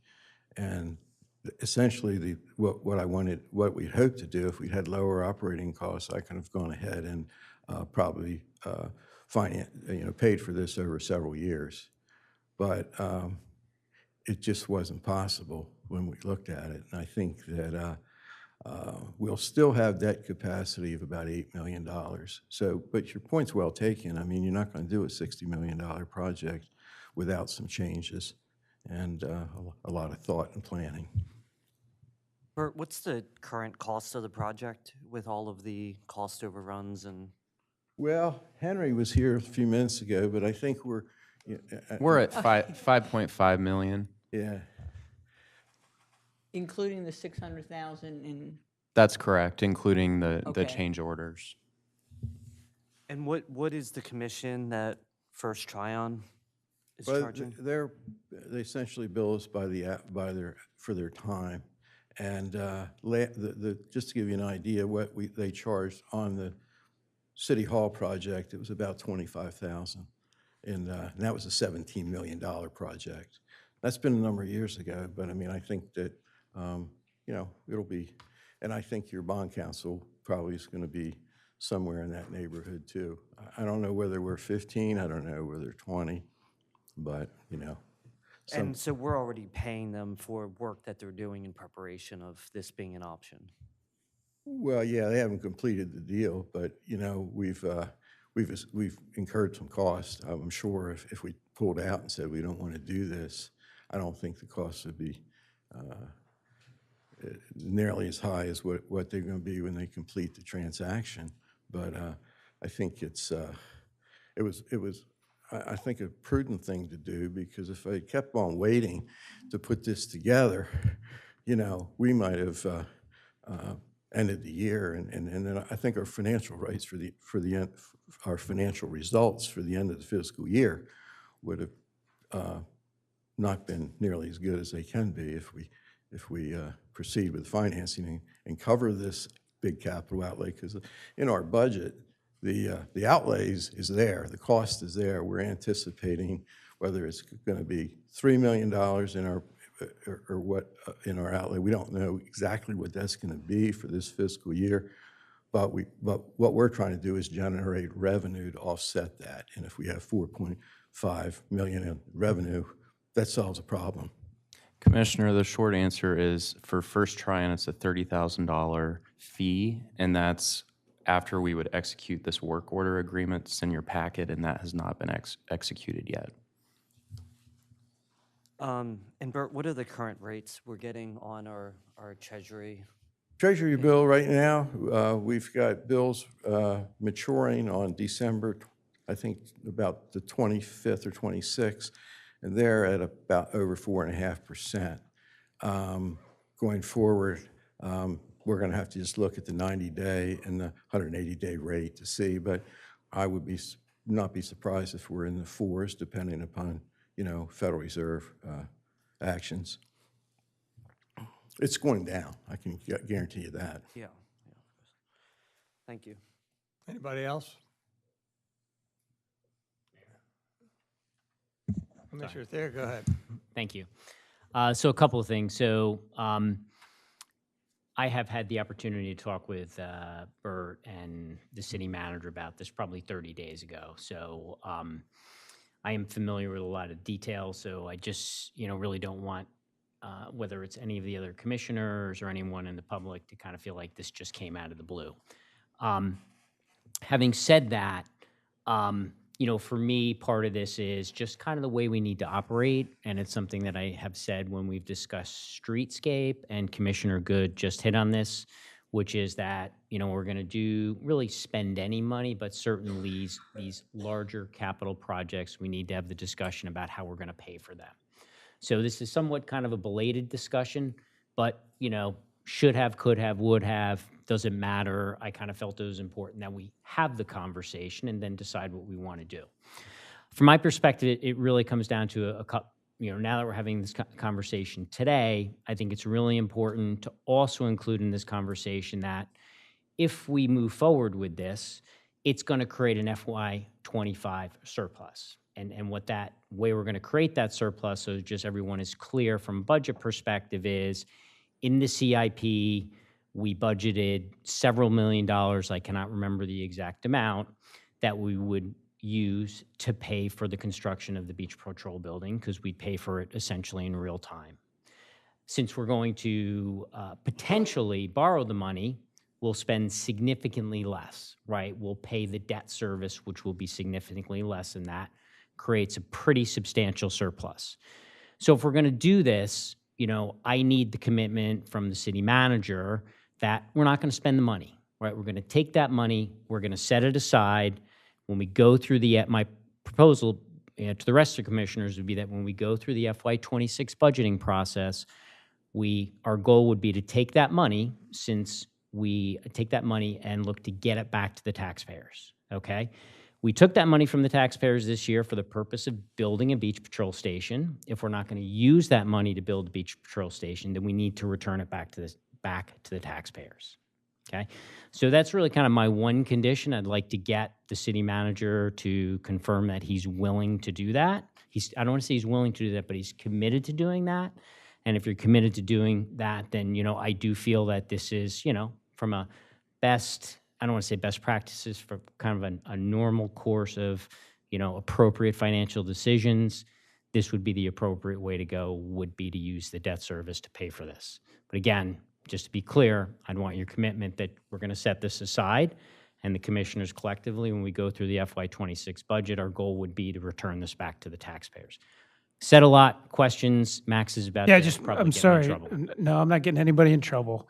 But it's a very difficult thing to ask the city manager for that commitment once this council, who would have to vote to do so. So in other words, he could propose it in the budget or something to that effect, but the council could certainly override that decision. So I just wanted to be clear that it's the council who sets the budget and figures out what they're going to do with the money. So it's ultimately your decision. And while he could propose, or he could go that could evaporate if the council went in another direction. Just wanted to be clear. Thank you.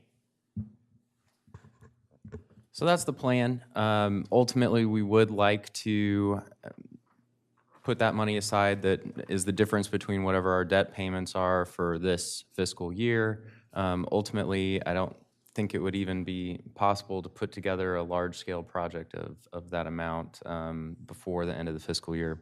But I would make that commitment. And ultimately, I believe bringing forward the fund balance policy and refining that and making sure it's something that this board is happy with will really lend to our next budget process that we're getting ready to go through to make sure that we have the reserve at the specific level you'd like and look at keeping tax rates low and rates low, all of that. So, thank you. Mayor? Commissioner Good? On that same topic, I mean, I've had an idea for a while to, we are spending $140,000 this year on a stormwater consultant, and this is all in order to charge a separate stormwater impact fee on every property owner, probably around $400 a year. So to me, that would be the way in fiscal year 2026 to give back to taxpayers. I don't hear people talking about a property tax rebate from the unfortunate 29% rise in property taxes this past August, which probably never needed to happen. But if we could immediately bring this contract with the stormwater consultant to an end with a view to not, in the foreseeable future, impose a stormwater impact fee on every property owner, that to me would be a way of showing taxpayers that we're keeping them in mind when making fiscal decisions. Thank you very much. Thank you. Just a reminder, our first budget meeting, if I recall, is scheduled for 9 a.m. The morning of the January regular meeting. Do you know what that date is? Mayor, if I may. Go ahead. I really, in reviewing this and having some discussions with others, I think this could lend us some more flexibility with upcoming projects in the sense of moving money to a debt service that would allow us to loosen up some funds. One of the things, though, that had concerned me, and I just wanted to confirm that in past times when we have borrowed money or set issuance of bonds, we have gone to a referendum. But just to be clear, that Section 40 of our charter, specifically paragraph S, allows us to borrow up to $6 million without going to a referendum. I just want to make that clear, that this is not being done without proper authority or something of this nature of going to a referendum. I think people are under the impression, or that when we borrow money, that it needs to go to a referendum. But in 2007, a charter change was made that allowed up to $6 million in borrowing. So again, we are in compliance with the charter as outlined under paragraph F of Chapter 40. Thank you. Is there any members of the public like to comment?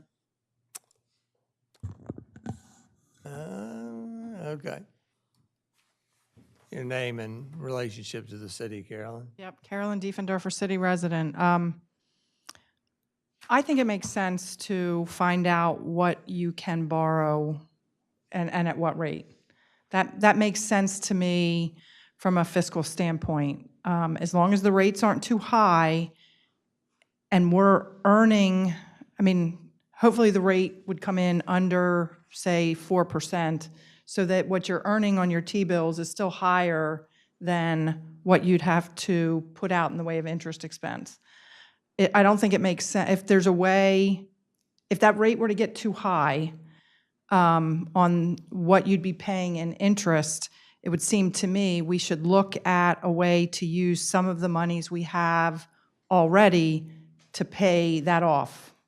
I don't know if I'm making sense, but the other thing I would say is I like the idea of potentially using any, I'm going to say gain from not having, if you finance, not having to put that money out for something like to offset a future fee, like the impact fee for the stormwater utility. I fully supported a tax increase. I still support a tax increase that we got. Our taxes were not even covering the cost or the value of the parking passes that we were given as property owners. So I fully support what was done. I still support it, and I don't think you should lower taxes because going up and down is a problem. Thanks. Thank you, Carolyn. Anybody else? If not, I think we're at the point where we would entertain a motion.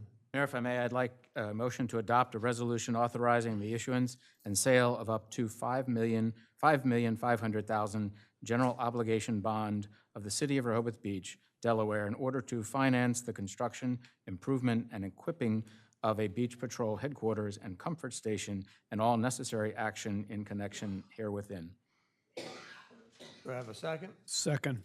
We have a motion by Commissioner Patrick Gossett and a second by Commissioner Bunky Marker to adopt a resolution authorizing the issuance and sale of up to $5.5 million general obligation bond of the City of Rehoboth Beach in order to finance the construction, improvement, and equipping of a beach patrol comfort station as noted.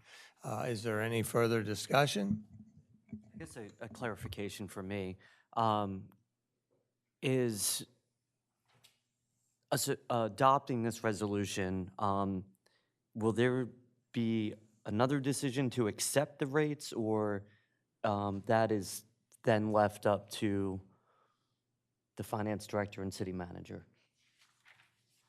I mean, to Carolyn's point, if it comes back with interest rates of 5%, I'm not sure that I feel comfortable borrowing more money at 5% and would maybe borrow less if rates were that high. Well, So I just want to know what the process is here. Who's making that decision on how much to borrow?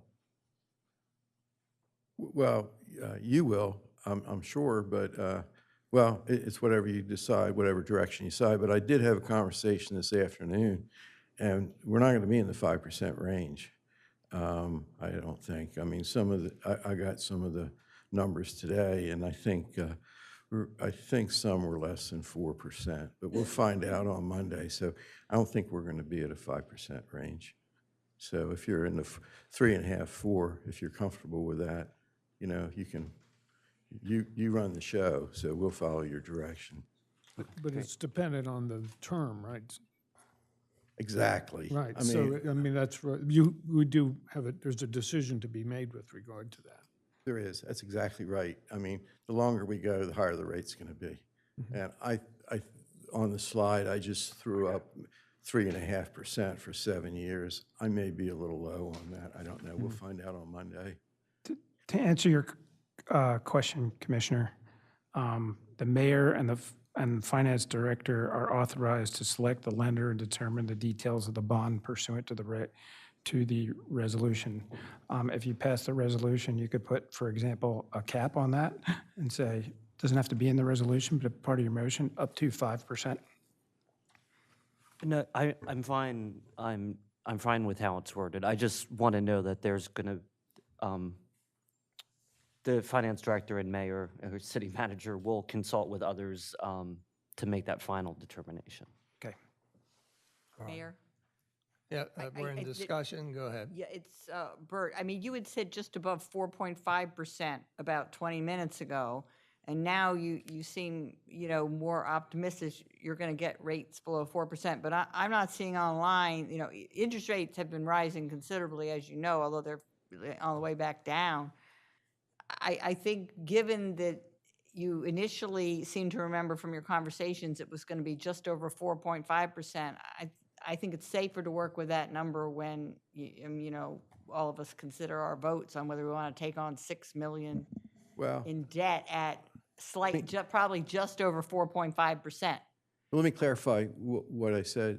We're earning about 4.5% on our T-bills right now, and I'm expecting to borrow money at less than that. So I think that we might be in the threes if we want to go for a shorter term.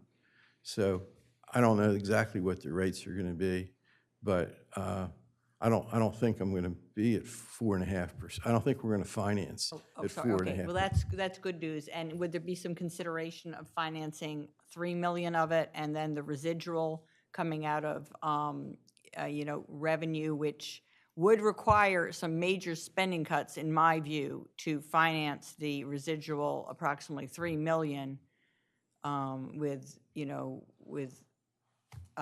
the general fund or wherever from current revenue, which I would be more comfortable borrowing about half of it because we're stuck with the failure to finance this about 2 years ago. Well, I mean, if right now we're earning more money than we're going to be paying on it, that's going to shift probably. But I mean, I guess in the best case scenario, the interest rates will pretty much match our financing rate for, say, 7 years. If it's approximating our earnings on our T-bills, there's a pretty good offset there. But you can set the parameters. I mean.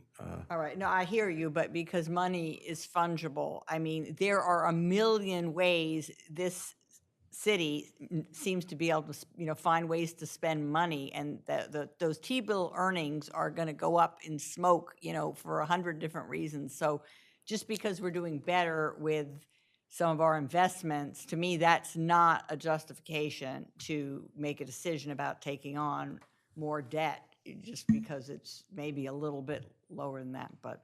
Thank you, Suzanne. There are different opinions on that. Thank you. Thank you. We do have a motion in front of us. That is a reminder to adopt a resolution authorizing the issuance and sale of up to $5.5 million general obligation bond, as noted.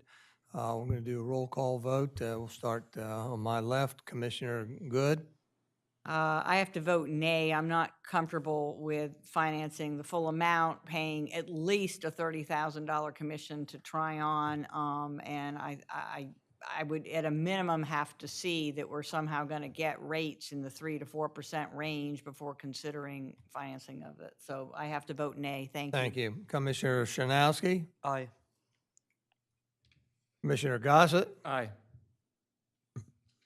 Commissioner Markert? Aye. Commissioner Thier? Aye. And the chair votes aye. The motion passes 5-1. Thank you very much. Thank you, Bert. Thank you, everybody. With that, we're going to move to the next item of new business, which is presentation by emergent method on the status of the strategic plan, including the results of the community survey and discussion on commissioner priority items. Thank you, Mayor. I'd like to go ahead and introduce Robin Stiles, PhD. She's a managing director of Emergent Method. So this is the firm that has been handling our strategic plan effort. And I will go ahead and turn this over to Robin to provide the results of our community survey, as well as to foster a discussion on some of the commissioners' priority items. Yeah, thank you very much, Taylor, as well as Mayor and Commissioners for allowing me this time. As mentioned, my name is Robin Stiles. I'm a managing director at a firm called Emergent Method. We do work in about 25 different states, and that work includes everything from climate resiliency to strategic planning to community development, as well as working with a variety of municipalities on strategic planning and thinking really intentionally about their futures. A little bit about the strategic planning timeline and process to date. So we kicked off about 7 weeks ago, and since then have been working with an internal steering committee that has been guiding this effort, both leveraging desk research and existing documentation of the city's priorities, its functions, its structures. We've also been engaged more recently in community engagement, and so that's included one-on-one interviews with stakeholders that have been identified through the Strategic Planning Steering Committee, as well as a recent community survey that took place and closed last week. And so a little bit more on that a little bit later on, but I did want to provide a comprehensive overview of what this has encompassed and the intention and conversations that are informing and continue to inform on an ongoing basis this process. In addition to that, we are also currently fielding an employee survey of City of Rehoboth Beach employees to better understand some of their ideas as well for the future and opportunities for the city. In addition to all of those distinctive points of input, you might have also seen some of the communication around community listening sessions, and certainly some of the folks in this room and perhaps online have participated in those. So I'm certainly grateful to the members of the public who have chosen to participate in this process to date. A little bit about the community survey. So again, I mentioned that this closed last week, and so this information is certainly hot off the presses. The survey process took place over the last few weeks, launching October 15th and then closing November 5th. In total, we received 255 responses. I'll share a little bit more about what that means from a demographic perspective. One of the first questions that we asked from a demographic perspective is to better understand the respondents' relationship to the city.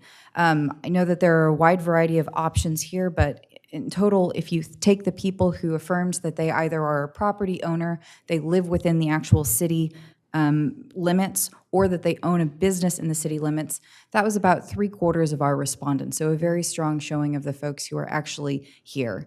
When you take that total 255 respondents and think about that holistically, of those 3/4 who have either a property that's owned, a business that's owned, or who live within the city, that's about a 12% response rate, kind of ballpark, using the 1,600 person population as the basis for that. And so a very good representation of the folks who actually do have a designated stake or who live within the city limits. Some of the other demographic questions asked include age and length of time living in Rehoboth Beach. Of these, you'll see that age skews a little bit older. We have a slightly better sampling. About 55% of our respondents are 65 years of age or older. Slight overrepresentation of that compared to the actual population within the city, which is about 48%. That is not unusual in community surveys of this type. When you look at the length of time that folks have spent in Rehoboth Beach, about 25% of them have been here for 9 or fewer years. About 1/3 of them have been here for 10 to 20 years, and another 14% have been here 30 or more years. You've got a little under 1/3 who do not currently live in the city itself, but who are frequent visitors. Related to demographics, you would probably not be surprised by this, but we see about 57% of our respondents who are retired.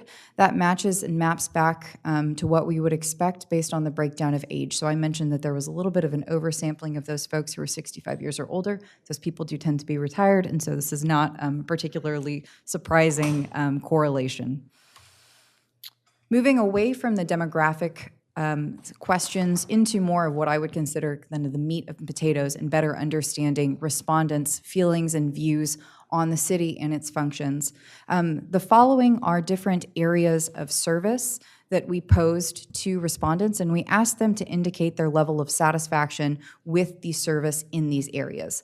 This question was asked on a 5-point scale, with a 1 indicating strong dissatisfaction and a 5 indicating strong satisfaction. And so higher scores indicate greater satisfaction. We've sorted these so they're a little bit easier to digest in descending order based on the overall average. However, we've also broken these down based on those folks who either live in the city, own property in the city, or have a business. So again, those 3/4 of respondents, and then those 1/4 of respondents who do not feed that category.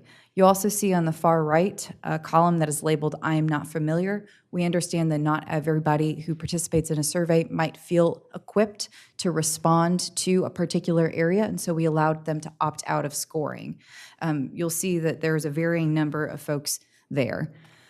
Overall, there's the greatest and highest levels of satisfaction related to the maintenance of public amenities, including amenities like the beach, the boardwalk, and the parks. That probably is not a surprise to anybody as they think about what the things that make Rehoboth Beach really distinctive.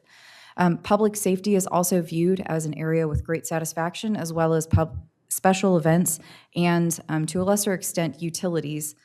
I would also kind of point you to the areas on the lower area. So areas with less satisfaction, and a 3 on the scale would be neutral or perfect middling. Scores that on average are reported as lower include satisfaction with the permitting, licensing, and code enforcement at a 2.7, land use planning and economic development at 2.6, and financial stewardship at a 2.5, although you also see higher numbers of folks who have opted out and who indicate that they are not familiar on those sections. One of these next questions includes asking respondents on their top priorities. So given all of these options, including in other category, we asked folks to better indicate where they thought that the city should focus its efforts in the coming years. And so think about this as a prioritization. They were allowed to select up to 3 priorities that were most important for the city to focus on in the coming years.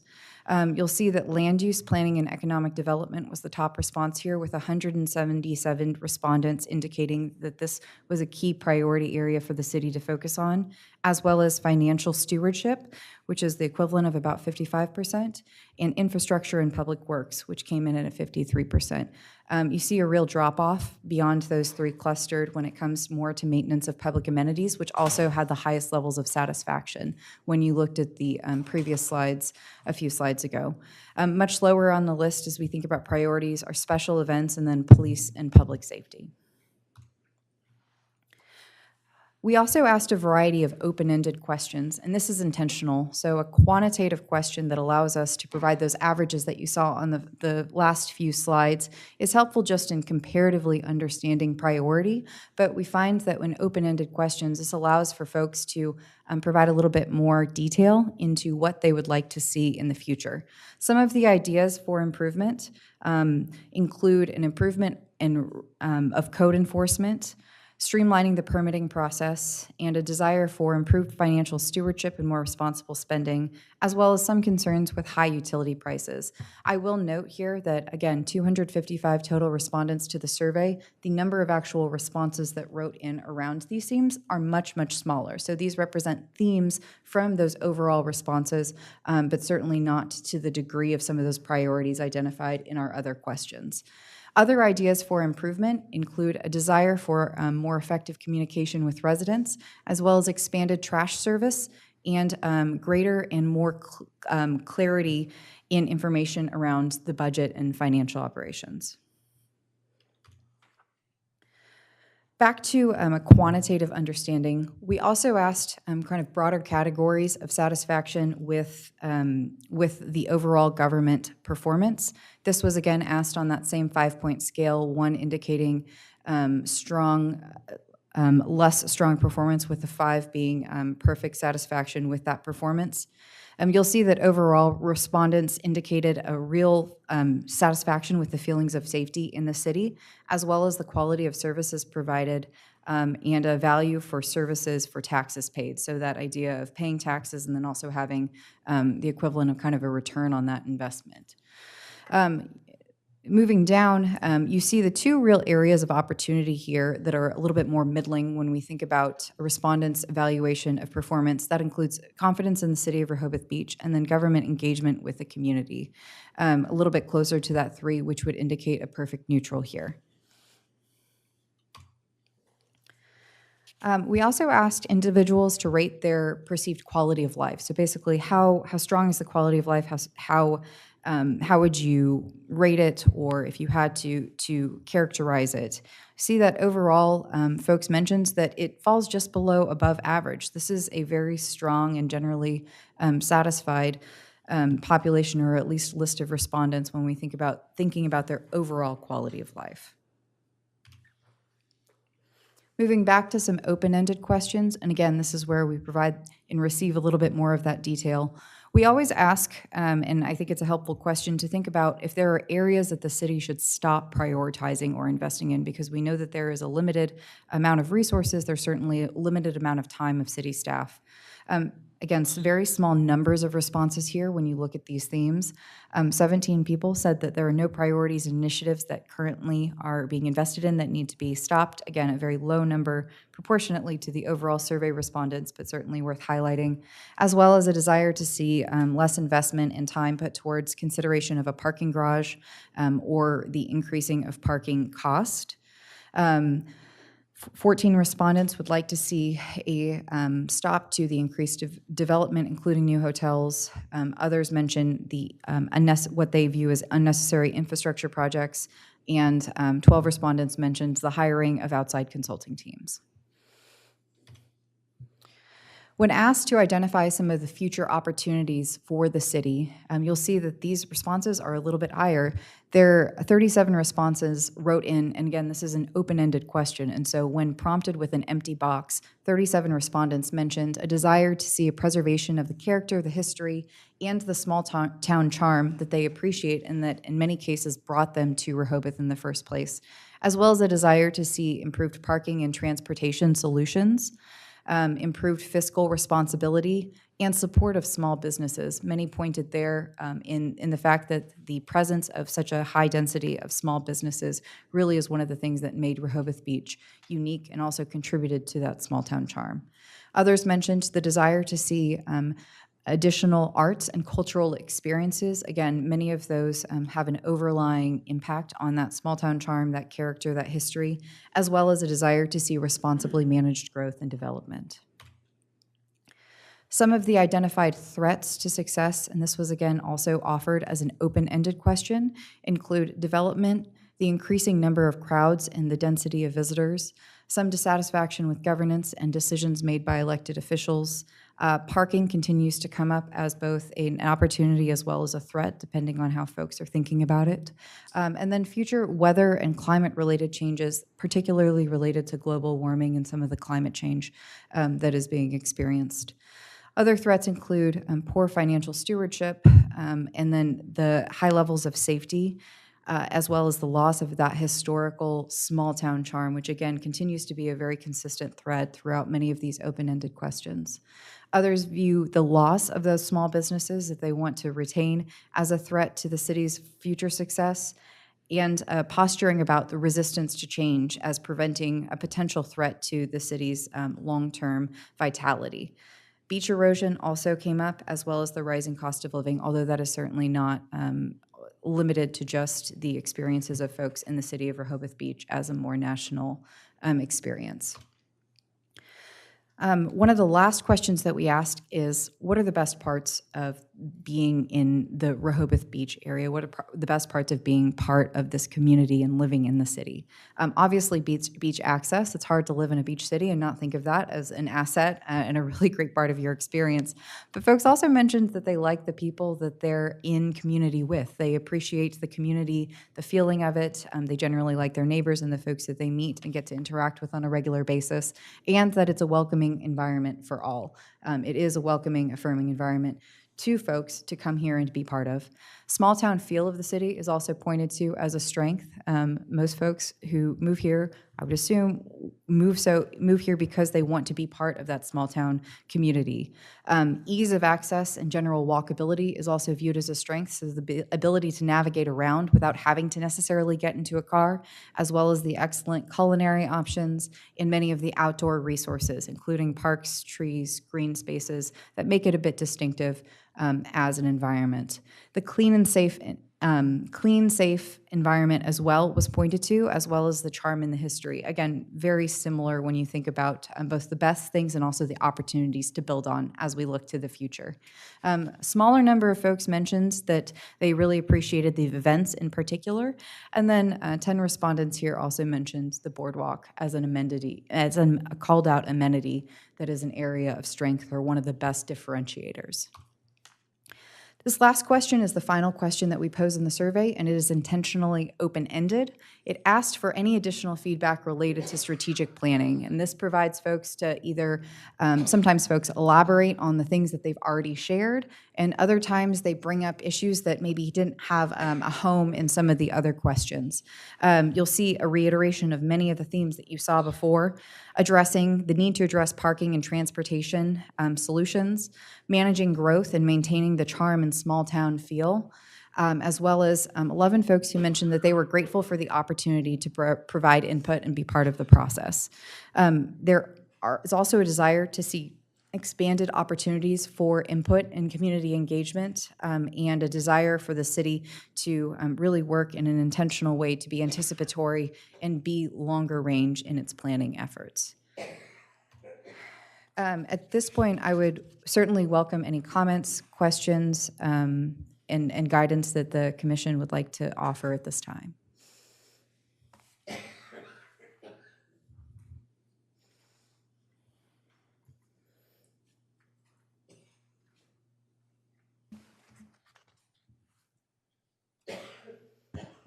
If there Go ahead, Commissioner comment, yes. Gossett. I think I've had an opportunity to participate in some of these, or in a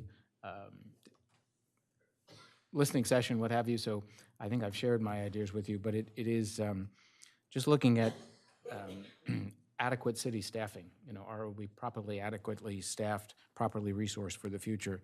And I think we've made some movement towards that in our compensation and classification study. We've established an HR position within the staff that is strictly responsible for that duty. And we've also, over the years, past 18 months, 2 years, had a staff position for a communications professional. I think what we need to do now is to take advantage of that, as is mentioned in long-term planning, of allowing those professionals to do their job and give them the direction and supplied by the leadership from our city manager and from commissioners to allow them to proceed and make those inroads that we expect of them. Thank you. And thank you for your participation in the process as well. Mayor? Anybody else? Commissioner Good? As some of you, including the reporter here, may remember, back in July, I was against hiring this outside consultant. Mr. Tedder was using city manager contingency funds, apparently, which I didn't know existed, but we've had a series of comprehensive development plans done by a consultant. At times, because of change in personnel with the consultant, we ended up these things went on for a substantial length of time. We haven't implemented a lot of the suggestions in there. We've often had a terrible time coming to a consensus about what are the, say, top 5 or 8 priorities.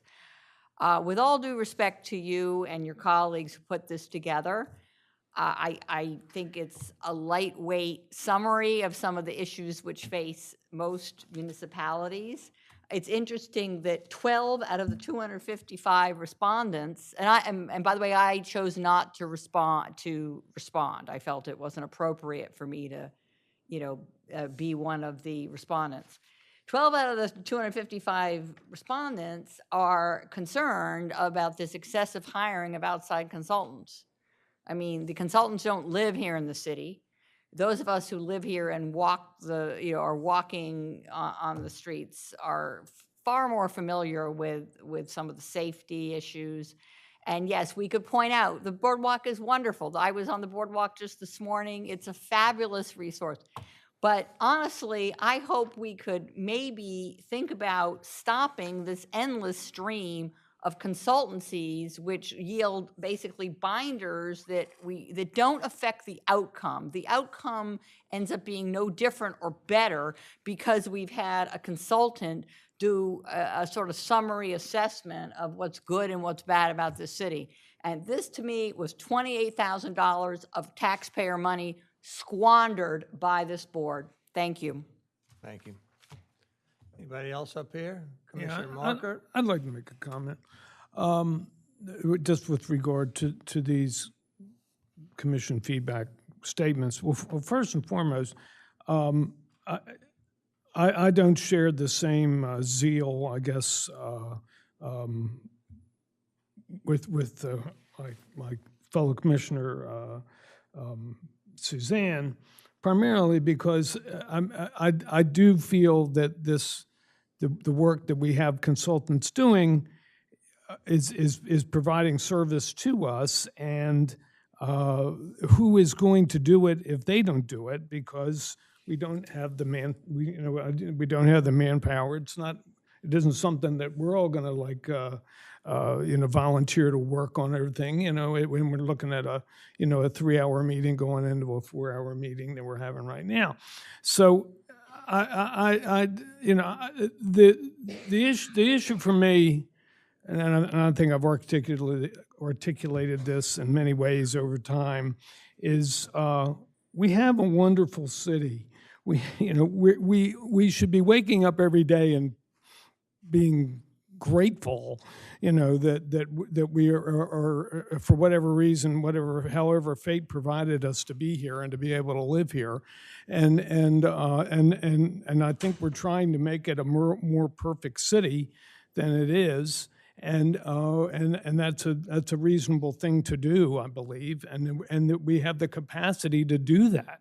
We don't have the problems, we have these, not in any way kind of serious issues that other places and cities contend with, and we're very fortunate to be here. So anyway, I don't see that the work that you're doing is any less valid. I certainly appreciate it, and I think this information that you're gleaning from this first step, I suspect you're going to be getting more information, more thorough information, and maybe more give us more food for thought. But I believe in the idea of a strategic plan. A strategic plan is not the CDP.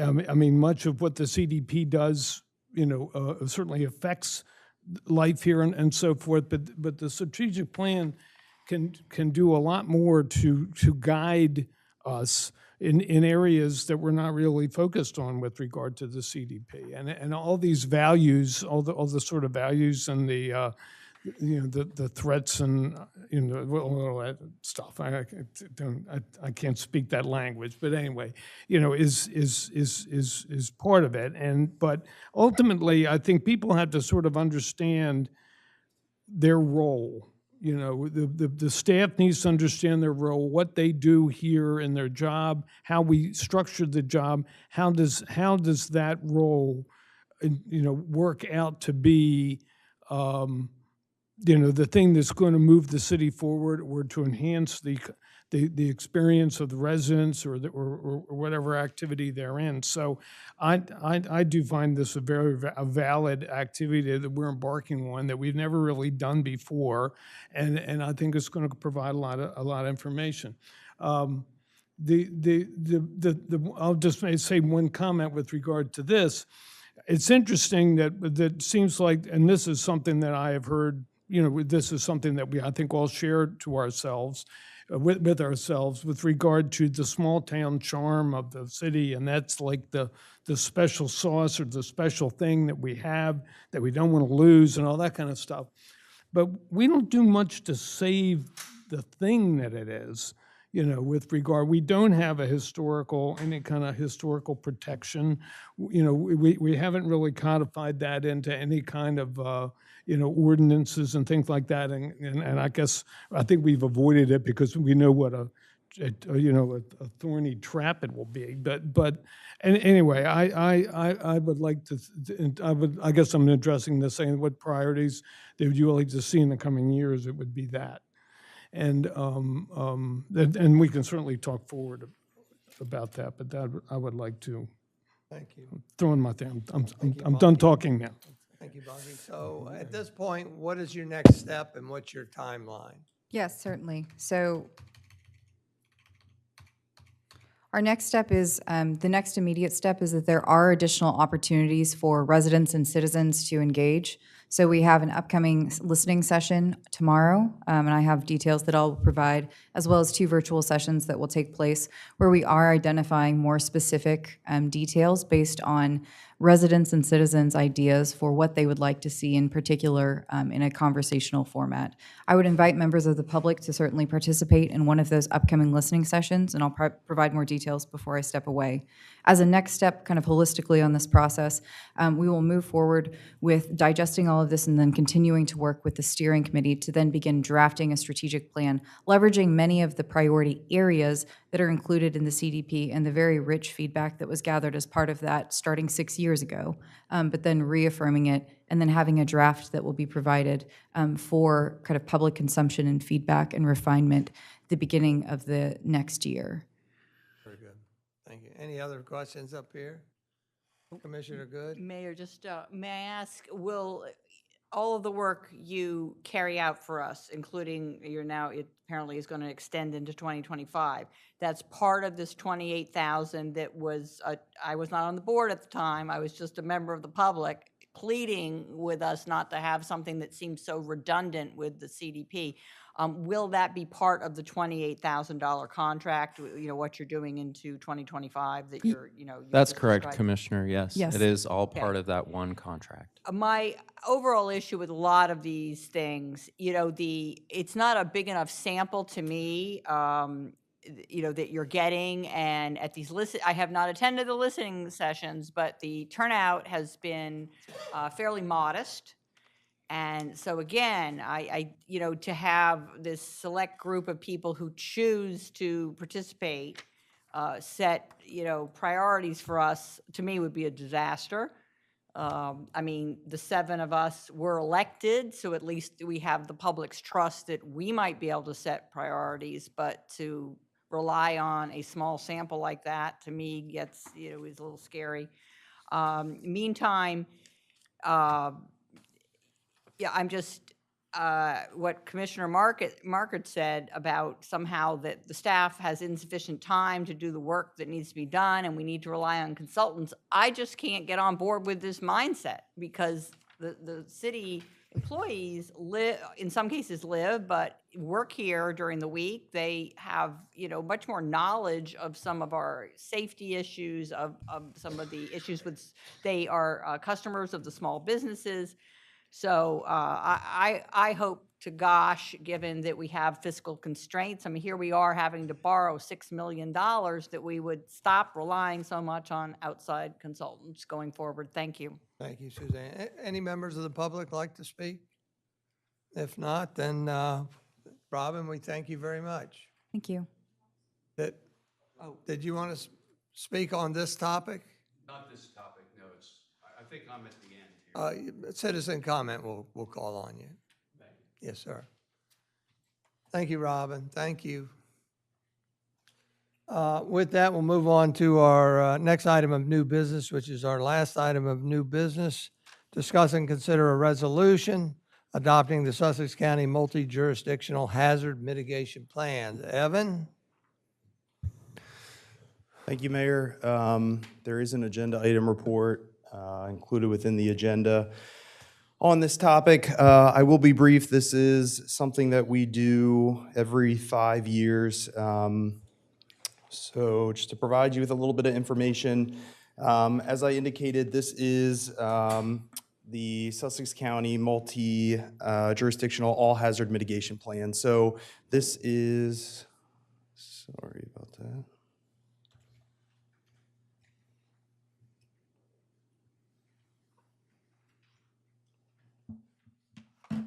This is a hazard mitigation plan that's undertaken by the county, and the multiple jurisdictions within Sussex County do participate in the development of this plan. The last time the plan was updated was in 2017.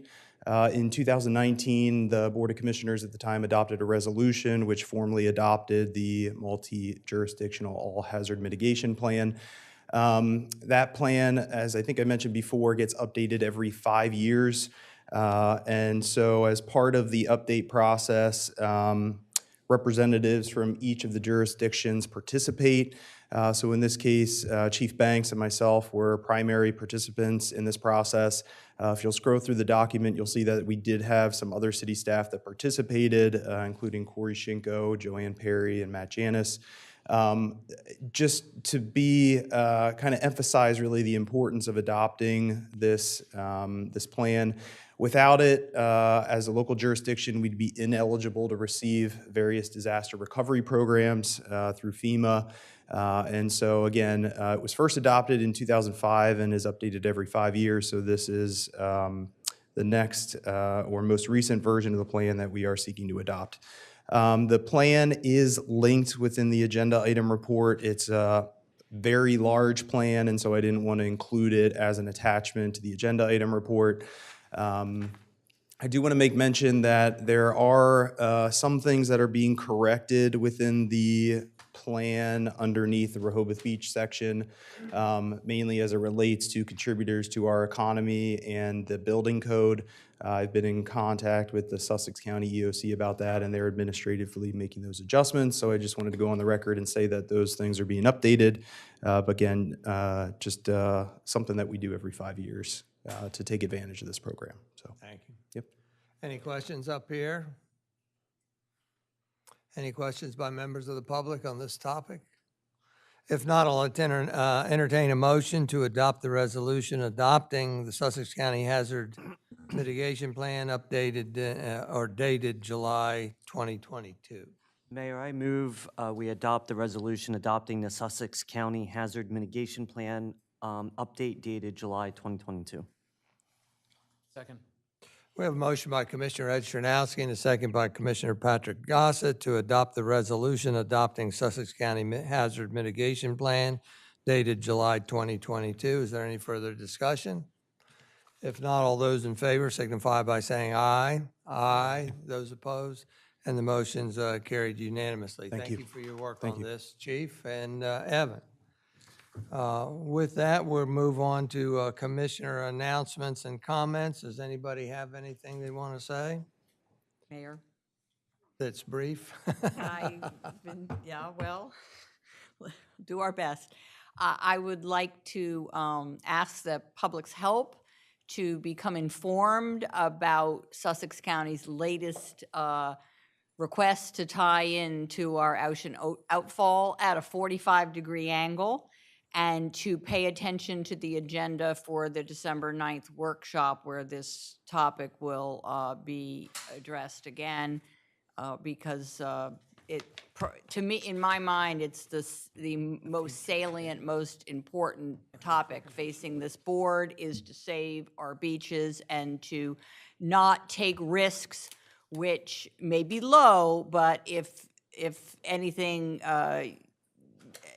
anything were to occur, it could be catastrophic to our economy, to our quality of life, to everything. So we recently had a $27,000 consultant do basically a feasibility study and tell us that there's no problem with doing any of this, but never address it never did a risk assessment for us of this potential partnership. So I don't think we have enough information yet, and I believe, as I've expressed before, we need to hold a town hall, potentially maybe Martin Luther King weekend, Saturday, or President's Day weekend, to allow the public to express their views of whether our town should go ahead with this request and the pressure from the county. Thank you. Thank you. Anybody else up here? If not, we want to review future meeting dates. This coming Monday, November 18th, 9:00 a.m. is a special meeting. It's a public hearing specific to 330 Rehoboth Avenue. After that, Monday, December 9th is our next workshop. And way far into the future, January 23rd at 10 a.m. is a joint meeting. That's a Thursday, January 23rd, 10 a.m. That's a joint meeting between the Planning Commission, the Board of Commissioners, and Building and Licensing. With that, the next item on the business. Citizen comment. What?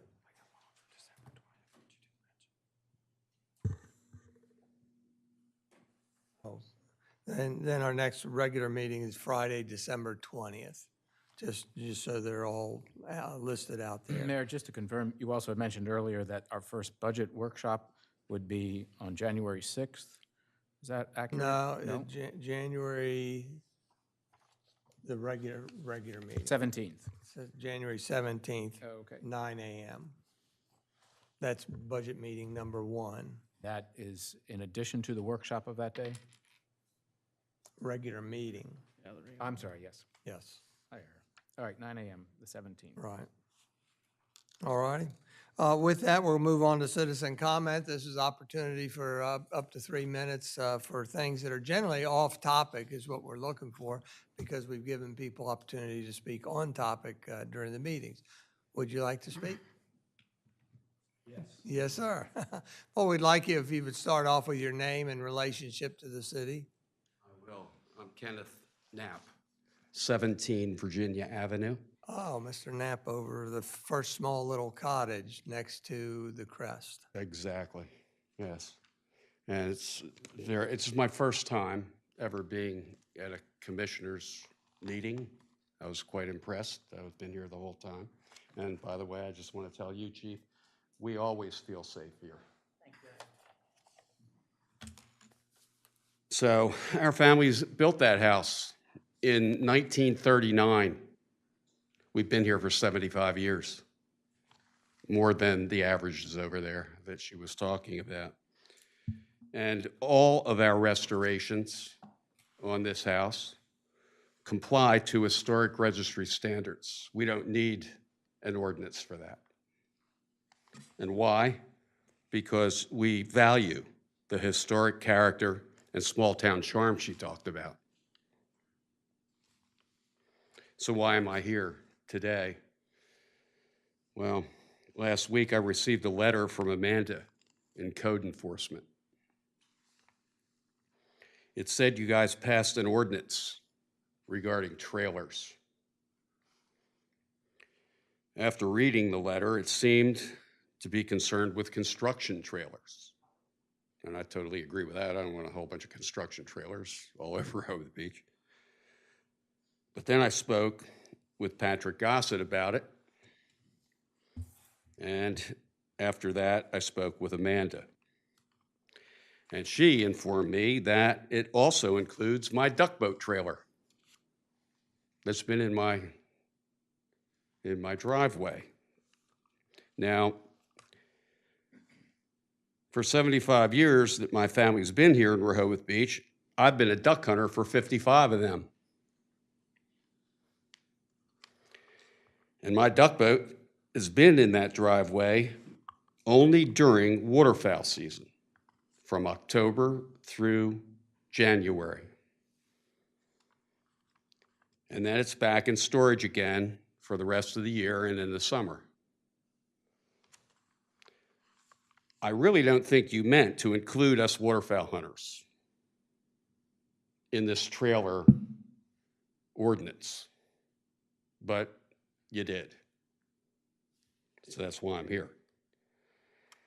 You have to know that us waterfowl hunters, and maybe a lot of you don't know, we're the ones who provide most of the funding for waterfowl habitat. We do it through charitable contributions, through Ducks Unlimited, but every other thing we buy, including our licenses, all the taxes, the extra taxes on our ammo, everything goes to waterfowl habitat, you see. So that's not just here in Sussex County, that's for the whole United States. So we're a group here in Sussex County, and this whole Delmarva Peninsula, is that my 3 minutes? Can you wrap it up? I'll wrap it up, Yeah. okay. So I'd appreciate, or we would appreciate, and that's all of us waterfowl hunters, for your consideration to amend the ordinance to exclude our duck boats, which are only about 15 feet long. My trailer is only 17 and a half feet long. Because duck hunting here on the Delmarva Peninsula is a tradition. We're the termination point for the Eastern Flyway here. It's one of the best places in the world to duck hunt. And we'd appreciate your support of that. And by the way, I've had 6 Labrador Retrievers and 2 Golden Retrievers over the past Since we 55 last years. met. Okay. Thank you, Mr. Knapp. So one more thing. In all these years, I've never had a complaint from my neighbors about my duck boat in my driveway during duck season. So thank you for your consideration. Thank you, Mr. Knapp. Thank you. Any other members of the public, citizen comment? There will be another opportunity after executive session, but FYI. Mayor, may we just briefly respond to Mr. Knapp?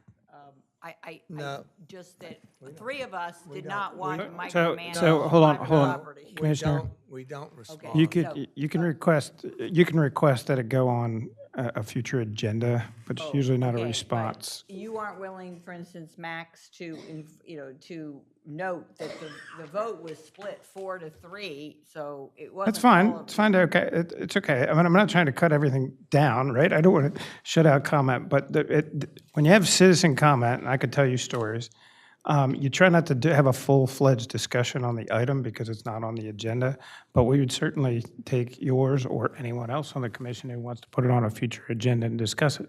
Well, I think it's a minor point, but since you weren't present on, I believe, October 18th, but it would be nice if the attorney would note that, it was not a unanimous decision. In fact, it was very split, 4-3. I would have had- on the private property, like Mr. Knapp. To be fair, I would have had no idea. I know you don't, but I'm just, So- if you had an idea, maybe it would be helpful. So my only purpose of discussion here is that when you have a citizen comment that brings up a new issue, and this is the only time we've heard about it, that it's not on the agenda, the proper approach is to put it on the agenda for a future meeting for discussion. I'd like, can I ask, could you just stick around for a little bit? We're going to wrap up briefly. I'd just like to talk to you briefly and get your information, if that's okay. I appreciate it. Thank you. Okay, okay. All right. Sure, absolutely.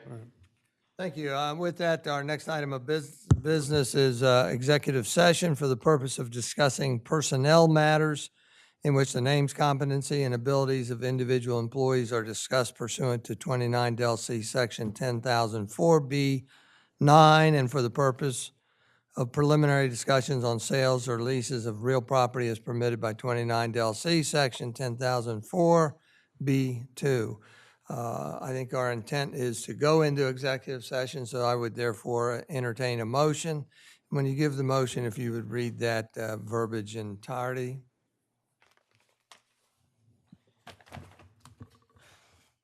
Mayor, I move we enter into executive session for the purpose of discussing personnel matters in which the names, competency, and abilities of individual employees are discussed pursuant to 29 Del C Section 10,004B9, and for the purpose of preliminary discussions on sales or leases of real property as permitted by 29 Del C 10,004B2.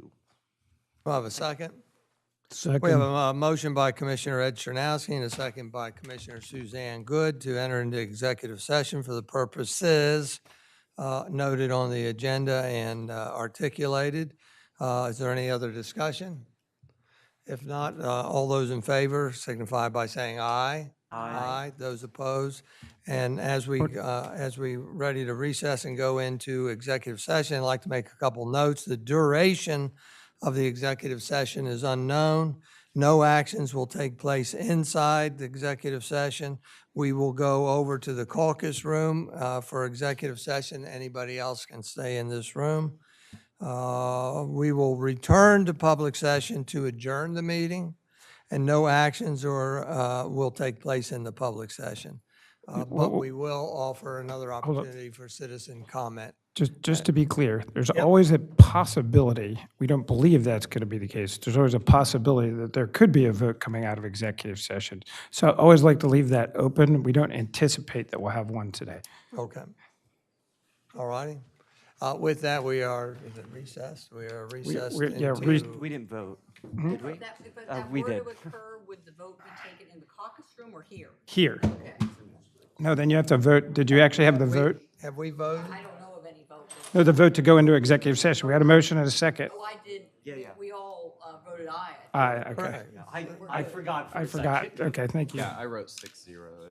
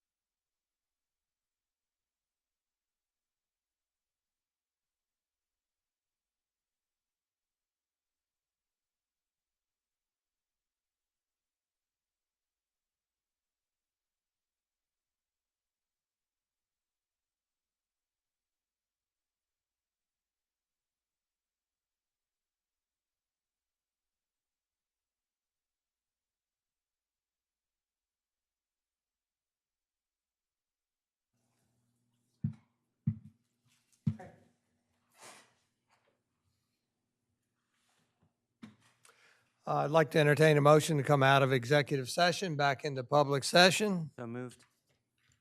Second. We've got a motion by Commissioner Ed Chernowski and a second by Commissioner Bunky Marker to come out of executive session back into public session. Is there any discussion?